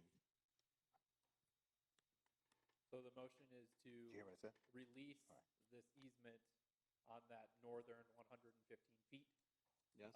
to allow for this owner to construct this detached structure, which Yes. would encroach on that easement. And then, I'm sorry, go ahead. And currently, the location where they want to construct this detached building would encroach on the existing easement today. So we need to vacate it in order to allow them to construct. And it says at the end, quote, "as shown and described on the enclosed prepared exhibit." Which Where is isn't that? It's not there. Yeah, it wasn't included. I do actually have a flash drive. Yeah, I meant to mention that. It wasn't in there. While you get ready for that, did this whole thing start because they came for a building permit and the GIS system indicated that there was an easement in place of where the site was intended? Or is somebody really planning ahead? I would love to say that this was caught by our recent GIS update, but this was before that was implemented. So. Which one? Crooker easement? Good old-fashioned map reading, right? This one? Jack, would you feel more comfortable if we referenced 115 feet approximately in that motion? It's officially 115.77 as written. You could put like 0.77, approximately 115, 116 But feet. Jack's right. For the record, when you put this into the minutes and you should put that drawing in there. Well, we will. That will be put in there as part of the official record. Yeah, now that An it's been, oversight? I believe it is, yeah. now that it's been provided in a public meeting here and it's on the screen, I'm not so technically minded as I was before it made its appearance. So I'm okay with the motion, as long as this exhibit does somehow accompany the official, whatever it is, records. It would be if we're going to, it would have to be recorded. Who pays the recording fee? Us? Or the property owner? It should be the proponent of the grantee, which would be the property owner. The township would be the grantor of the vacation of the easement. The grantee would be the property owner. All right, so Jerry, you're not filing this. The property owner is going to file this, right? Is that what he's saying? Well, unless he pays us for it. Traditionally, the grantee records the deed because it is in their interest to have that deed recorded, and they pay the recording fee. That's why I say, let them do it. They pay, that way they have full control. They don't blame us for making a mistake or being late. All right. Okay, anybody else on the board? Anybody in the public? Then I need a motion. Mr. Dempsey, would you like to do that? I'd be delighted. Thank you. I move to adopt Resolution 2020-02-11-15, authorizing the partial vacation of the existing easement on 48610 North Territorial Road as shown and described on the enclosed prepared exhibit as shown on the screen. Motion made by Trustee Dempsey. Is there a second? Second by Treasurer Clinton. Mr. Clerk, please take the roll. Clerk Forva, yes. Treasurer Clinton. Yes. Trustee Kermy. Yes. Motion. Trustee Dempsey. Yes. Trustee Dorshevitz. Yeah. Supervisor Heisey. Yes. Trustee Heitman. Motion carries. Okay, very good. Let's make sure we get that drawing, though, in the final Absolutely. results there, because that was kind of hanging out there. Okay, next is item F5. This is the annual report of activities by the Planning Commission and the 2020 work plan. This is apparently a requirement under the Michigan Planning Enabling Act. It is a very thorough report that was prepared by Laura and Natalie and the team at McKenna. I don't know if we really need to go through it in great detail. This would just be a receive and file item. If anybody has any questions for Natalie tonight, feel free. As usual, I'll have a bunch. Thank you, Supervisor Hezzy. If I could just explain first. So the 2019 annual report and every other year actually is something that the Planning Commission works on alongside McKenna to basically serve as a year-end review of all of the projects that the Planning Commission has completed and all of the economic development that we've brought into the township. It is, as Supervisor Heisey said, also required by the Michigan Planning and Zoning Enabling Act. And the Planning Commission is required to actually prepare this report every year and submit this summary to the Board of Trustees for consideration. And then it is enclosed in your packet tonight, and I don't know if everyone has read through this in super great detail, but the Planning Commission did a total of 66 projects, just to touch on that. And then for the work plan for 2020, that has some of the items that the Planning Commission deems goals or focuses that we want to work on in 2020. Those being the master plan update, the zoning plan update, which is within the master plan, and this is also required by the state as well. And then updates to the zoning ordinance in order to stay current. Any other questions by the board? Yeah, might as well start. Yeah, go ahead. Of those 3 special meetings, how many were for the developer of the Beck Hotel and the Taco Bell?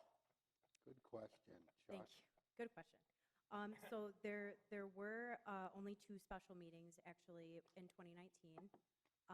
The third meeting that you're referring to was a regular meeting and a study session. So that study session meeting is to discuss among the Planning Commission next steps as far as projects going on or other zoning ordinance concerns that we have. So we had a And then- regular meeting, then we adjourned, and there was a study Yeah, session. exactly. So that's not, it wasn't a special meeting for that. Yeah. Okay, so And number 4 then- and 12 are the only ones. Yep, so the only 2 special meetings were on March 28th and then December 18th. And if I'm remembering correctly, the Thursday, March 28th meeting did have the Beck PUD on there with the developer who you're referring to. The December 18th meeting did not. So there was only 1 meeting that was included on, to answer your question. Okay. 147 of the PDF. Third dot point. A Oh, pedestrian, 147, okay, sorry. of the PDF, it's number 7 of your report. Yep. Page 7 of your report. It says a pedestrian path to the CSX overpass on Annaba Road. Yes. Tell me so- about that. Yes, so currently, and there was actually just a really nice article done in, I think it was Home. Yeah. The township is currently working with CSX Railroads to improve that overpass. It's very degraded. It's in very bad shape. It's really almost a safety concern. But what we're planning to do with that is do aesthetic improvements. The township has been working with CSX, and we've submitted some things to them, and we're waiting to hear back on their comments right Well, I'm talking specifically about the path. What side of the road is it on, north or south? now. North side, sidewalk, underneath the overpass. Underneath, okay, Yes, sir. not up top. All right. No, When you say the township, is that the DDA? yes, No, it's not a sidewalk across the railroad tracks. you can't do that. So the construction, the planning and construction will be funded by the DDA if it goes forward. That's to be determined at a later date. Okay, to be determined, all right. Yeah. Same page on the section proposed work. So you're going to update the 2015 master plan. And what I wanted to caution about, plus I have some comments, is Plymouth Township is built out. So Mr. Jackson and McKenna, please be judicious in how much you spend because there's not a lot to do. Because we're built out, other than it's already planned, the international corridor over there. But let's go to number 1, where it says, future land use map. It's anticipated that this project would also address updated demographic data. So that means you're going to wait. You can't do this until you get the 2020 census data, right? So well, to go back to your first question about the master plan update, so before McKenna does a contract, it needs to be approved by the township. So we can't just, go and spend whatever amount on that. And then as far as for addressing the development in the township with the future land use plan, so the future land use plan right now, we would like to make some changes to that in order to be current with what is going on in the township. and make sure that all the future land uses that we've delegated are appropriate. So that will be included in there as well. When you say The- appropriate, they're already built. Well, so the future land use map doesn't only address economic development, it addresses each use of each site. So that could be anywhere from commercial to agricultural to public lands, residential, anything like that. It addresses everything, not. I mean, it just- addresses what the actual use is or what the planned use is? So for the future land use map, that would be what is delegated for that area in the future. I don't know, I guess I don't understand because. Let me give you an the- example. Let me give you an example, Chuck. Schoolcraft Road, east of Haggerty, you've got The garbage, the trash dumps, not trash dumps, the junkyard. Yeah, There's a junkyard there, there's a landscaping company across the street, there's a bunch of residential sites that were cut off when the freeway came in. It's all being actively marketed right now for commercial development. It's what we'd like, that would be a case in point where right now, part of it may be zoned industrial. We may not want that. We may want to make it more of a hybrid, a light industrial or high tech. And that's just one particular zone where we really do need to update the master plan. I would think that most areas of town probably would just might need a little tweaking here and there, but we're not looking at a wholesale revision of the township. We want to acknowledge what's already there, and we want to solidify certain areas so that people know for sure where they're building. And there are still some pockets of town where we need to update things. Yep, that's correct. So the current zoning map is what is there existing, and then the future land use map is what the township is proposing to see there in the future. Okay, then the next, thanks for that education. Next is historic preservation requested by HDC. The spirit of the Historical Commission was Plymouth Township is not going looking for historical structures, which there are almost none. It's more for the owner to have the opportunity, if there's a handout from the government to refurbish their building, they could get it. So tell me what your intention was of this. So the purpose of the Historic District Commission was to dedicate certain historical sites within the township. And there are a lot of historical sites within Really? the township. Yeah, I think the number was over 100. It was around 150 sites that could be. I'm glad I brought up the point, because if you're spending a lot of money on that, I'm surprised, because I've been here 65 years. There are not a lot of genuine historic sites in the township of Plymouth. Just your house, Yeah. 65 years. So They're all on septic systems. With all due respect to my distinguished and esteemed colleague, I inalterably disagree with you. Okay, I'd like to see it, but I don't want to spend a lot of money on looking for sites. Well, I don't believe that So- that's what's involved here, No. is some kind of draconian No. master overlay of historic properties such that no progress can occur in the township. Am I correct? You're correct on that. Thank And you. actually, the Historic District Commission, our goal is not to go out and look for historical sites. It's if someone applies for the property. Exactly. And they want it to be designated as a historic site. Okay. So we don't go out and actively, seek these sites out, which would involve money, and we don't do that. Okay, so you're not researching the sites We research the sites after someone has submitted. after the fact, after the Yep. applicant. After the applicant has submitted Good. that they want it to be designated as a historic structure. Okay. I want to refresh your, You're going to have to You're- refresh you're- my old memory of all well- of these historic sites. I disagree that it's an old memory, number one. Number two, we all need to refresh our memory occasionally, but we did have a webpage up here at a prior meeting, I think, with a lot of historic sites and properties, and That's Those correct. were We mostly had a in the website city, with the though, if I historic sites. recall. boy, I guess we're going to have to refresh Yeah, we got to your memories. refresh. Remember, the But- one most interesting one we burned down for practice for the firemen. That was on Powell Road. So what other else is there? That was the Anyway, most interesting There- historical. I guess I would disagree with that. you I could would- see it from the road. I thought it was Courthouse Grill. That one you could see from the road. The wrong place was burned down, apparently. There's this property, I'm trying to think of the name of it. It's Phoenix something. Phoenix. But that's already done. Phoenixville. We already passed that one. But apparently that's not the most important historic property in the township. Right, but we've already identified that one.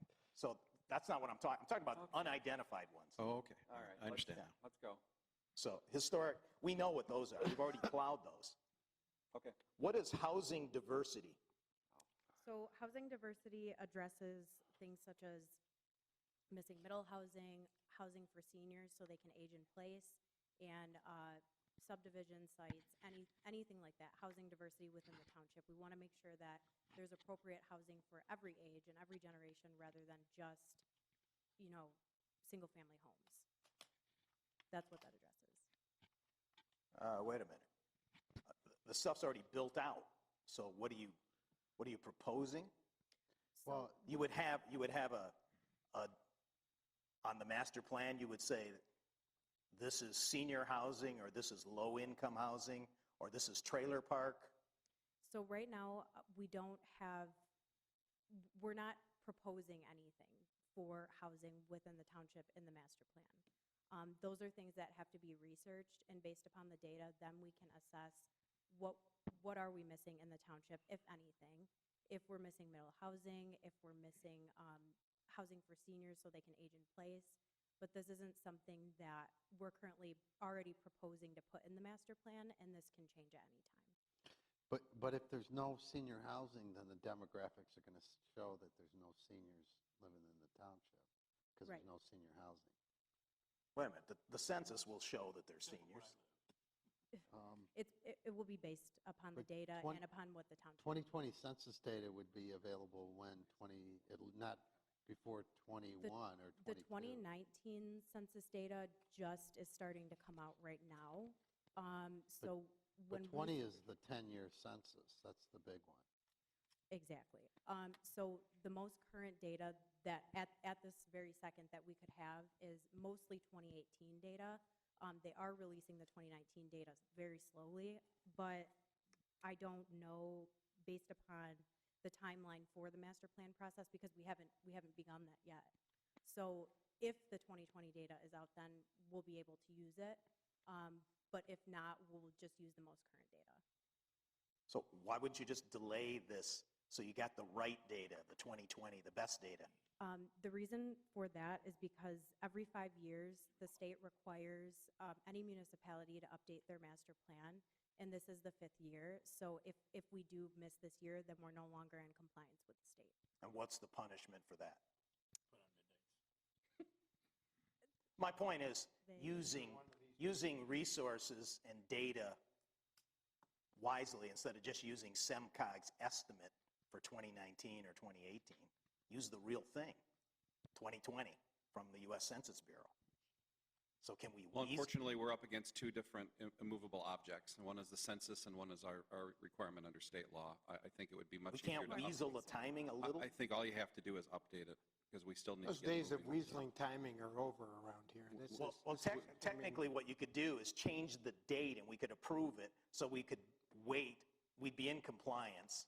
You just change the date on the document, and then we could be in compliance, and then in 2020, No. when we get the 2020 data, you do it right. Versus getting a box check with, garbage No, in, I'm not garbage out. in favor of manipulating documents like that. So Well- let's just work with what we've got. And then if we can update things after 2020, that's fine. But that costs money. Well, that's reality. So, Well- we have immovable dates that we have to deal with. Do you have any other questions? Yeah, I got a bunch. Let's go to 148. Move to adjourn pretty soon. Why do you want to adjourn? This lady did a great report. She should be glad we're looking at it. Good point. We read it. Are you glad? 148, A, under recommending best practices for bioretention. Is that something like porous parking lots or good ideas that are to So- keep runoff from happening? So Or- what this is referring to is that we need to align our township standards with Wayne County standards. And as we know, they're recommending new best management practices for stormwater in 2020. So what that means is that we need to make sure that we're aware and our practices align with theirs, and also that our applicants and developers are aware as well. Okay, exterior lighting, that's a great idea. In fact, we had one in one of our newsletters or e-news about lighting. This is something that, well, I'd say the largest polluters of light in Plymouth Township are the 9 dealerships we have in Plymouth Township. So this is a good thing to look at, but how you implement it, hopefully this will be more advisory initially and educational, because I don't think people are aware of how much light pollution their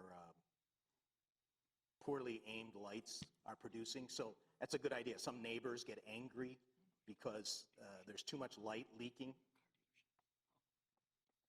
So, all right, here we are. C, preservation of historic buildings. Tell me about non-residential use. In other words, you would allow people to live in an industrial area in a historical industrial building, or is that? No, this is talking about a residential property where somebody wants to use it for a non-residential purpose. And to do that would enable them to stay and to rehabilitate their historic house. I think there's a specific case that exists in the township right now. So Which one is it?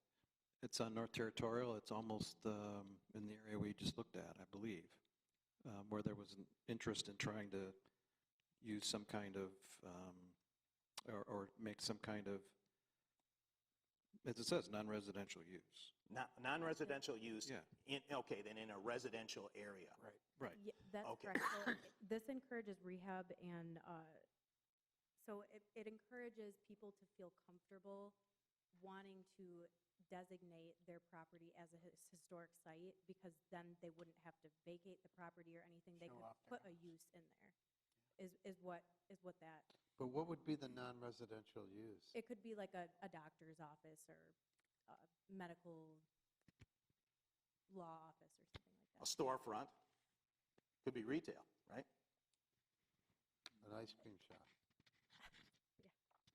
All right, so that'll be an interesting, controversial thing if there's neighbors in the area, but all right, now I understand. D, public land being designated for municipal cemeteries. Are you sure you want to write that, put that in the plan? Let somebody come and ask if they want to turn Allen School into a cemetery or something. So these are actually for zoning ordinance updates. That is not something that we're proposing right now to write about in the master plan. These are suggestions to update the zoning ordinance. So for this public lands district update, it's just recommending the existing public land zoning to include municipal cemeteries and other uses. So Recommended it we're to just the saying To reflect reality is what you're saying. zoning to district stay- to include this. to stay current with what is happening in the Oh, okay, township, so we include, need so to the one update the zoning. cemetery we have, or if there's some other hidden cemetery, it would be designated on the map. Correct. Okay. Do we have more than one cemetery currently? We don't know, maybe. Perhaps. We don't know. Maybe, right? All right, okay. Now I understand. It's not, and I want to make the record clear, it is not Allen School. All right, good.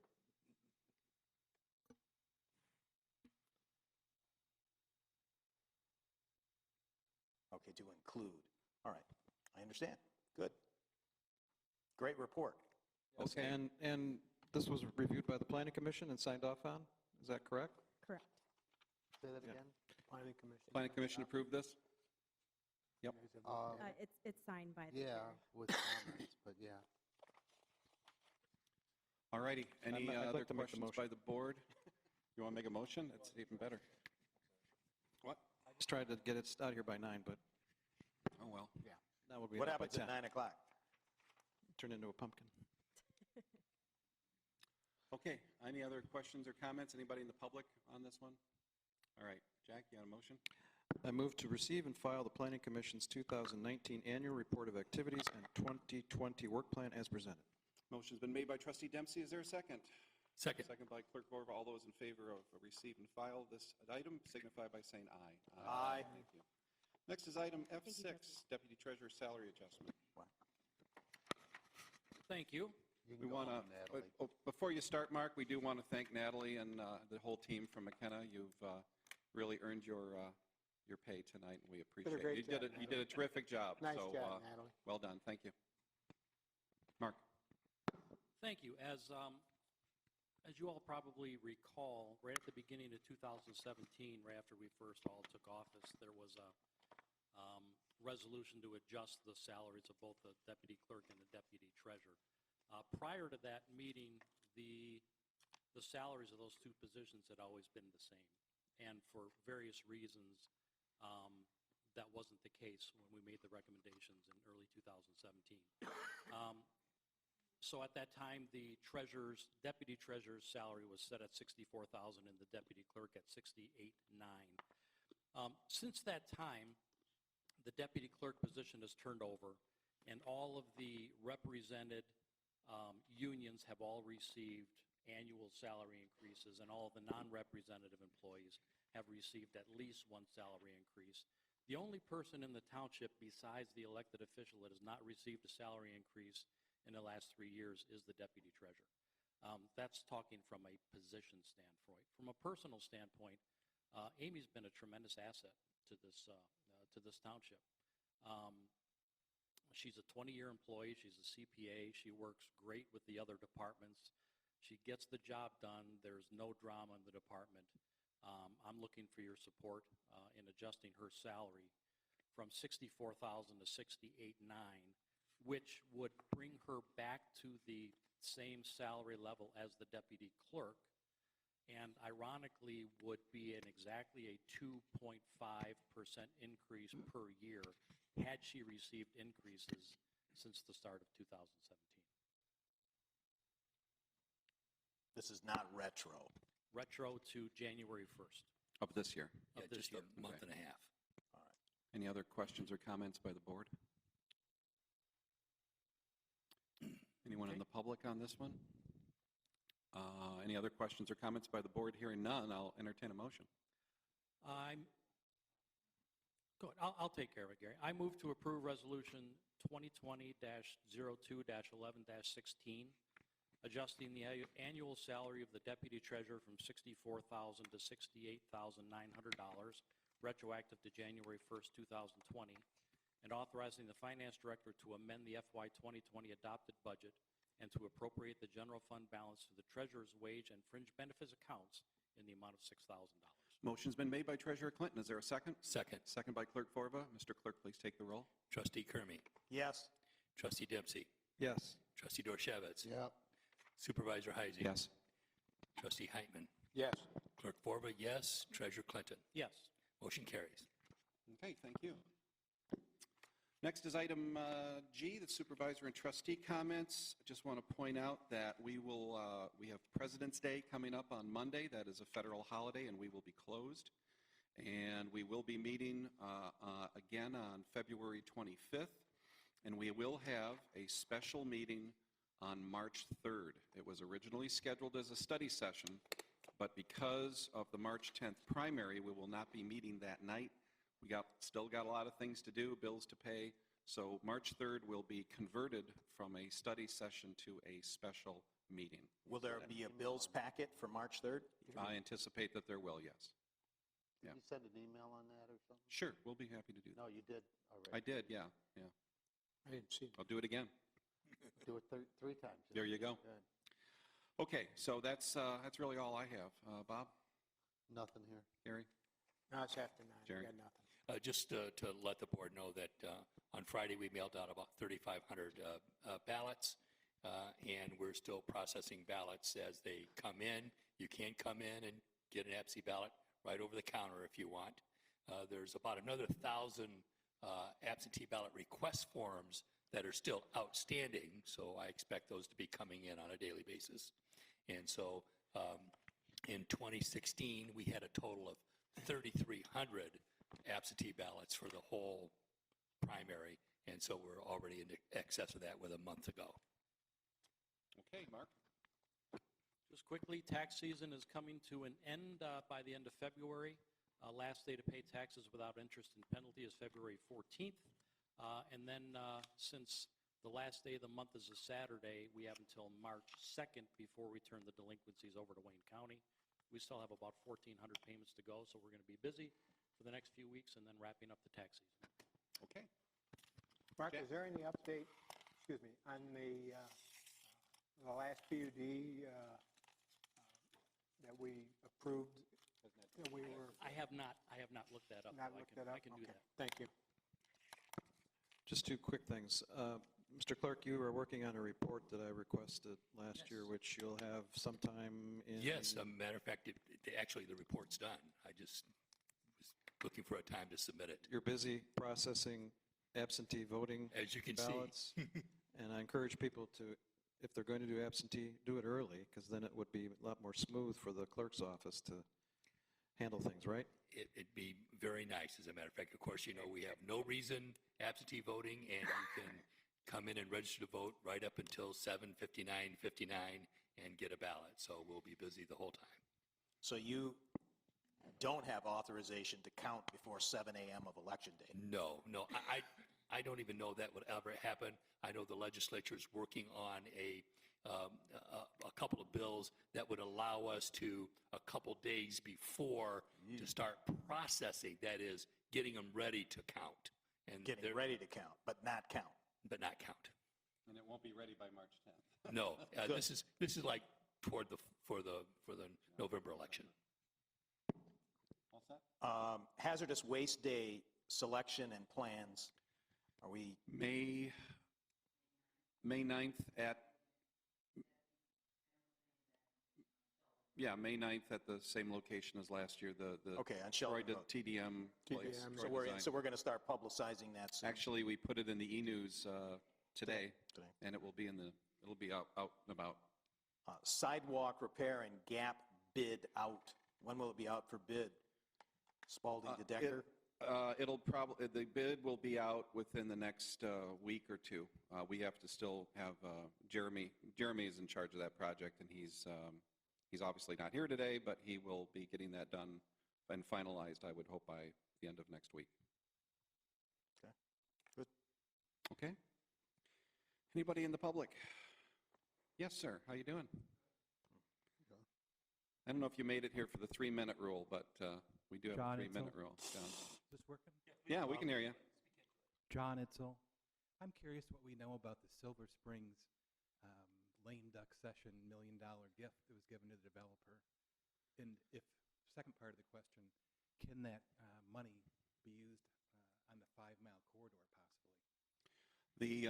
What you're referring to is the $20 million that was earmarked for Robert Shostak's project in Salem Township, also known as the Salem Springs project. Correct. What I know is from media reports lately, what I've been told is that there's 2 batches of funds, $10 million each. The first batch was delivered a couple of years ago to Salem Township. They are the recipient of that grant money, but it's written in such a way that Shostak is the only guy who can get it. It's my understanding that they've spent about $800,000 to $900,000 of that money already, mostly on studies for where the sewer would go and possibly some other stuff. The second batch of $10 million, I believe, has now been held up by the governor, that she has put it in. Yeah. She's put it offline. It's still authorized, but she has put it on hold pending some kind of assurance that they're going to be able to get a sewer line drilled from Salem Township southward through Superior Township to the Ypsilanti wastewater treatment plant. So as you can imagine, there's a great deal of citizen opposition in Superior Township to this. We continue to oppose, well, I continue to oppose the project at least, for a variety of reasons. But the fact remains that the money has still been earmarked, has still been authorized, and he still has a lot of hoops to jump through, most notably the fact that he's got to get a sewer line extended through actually three separate townships, three separate jurisdictions, and all of them at this time are opposed to that. Do you know of any drop-dead date or any kind of? I don't know of any drop-dead date. That would probably be between him and Salem Township and maybe even now the governor's office. Very good, thank you. Okay. For asking, John. Pardon me? No, I just said thank him Oh, yeah. for asking. I was looking for. Anybody else? Great. I need a motion to adjourn. Mr. Supervisor, I Heitman. move we adjourn at 9:12 PM. Motion's made by Trustee Heitman, seconded by Trustee Dempsey. All those in favor of adjournment Aye. signify by saying aye. Aye. We are adjourned.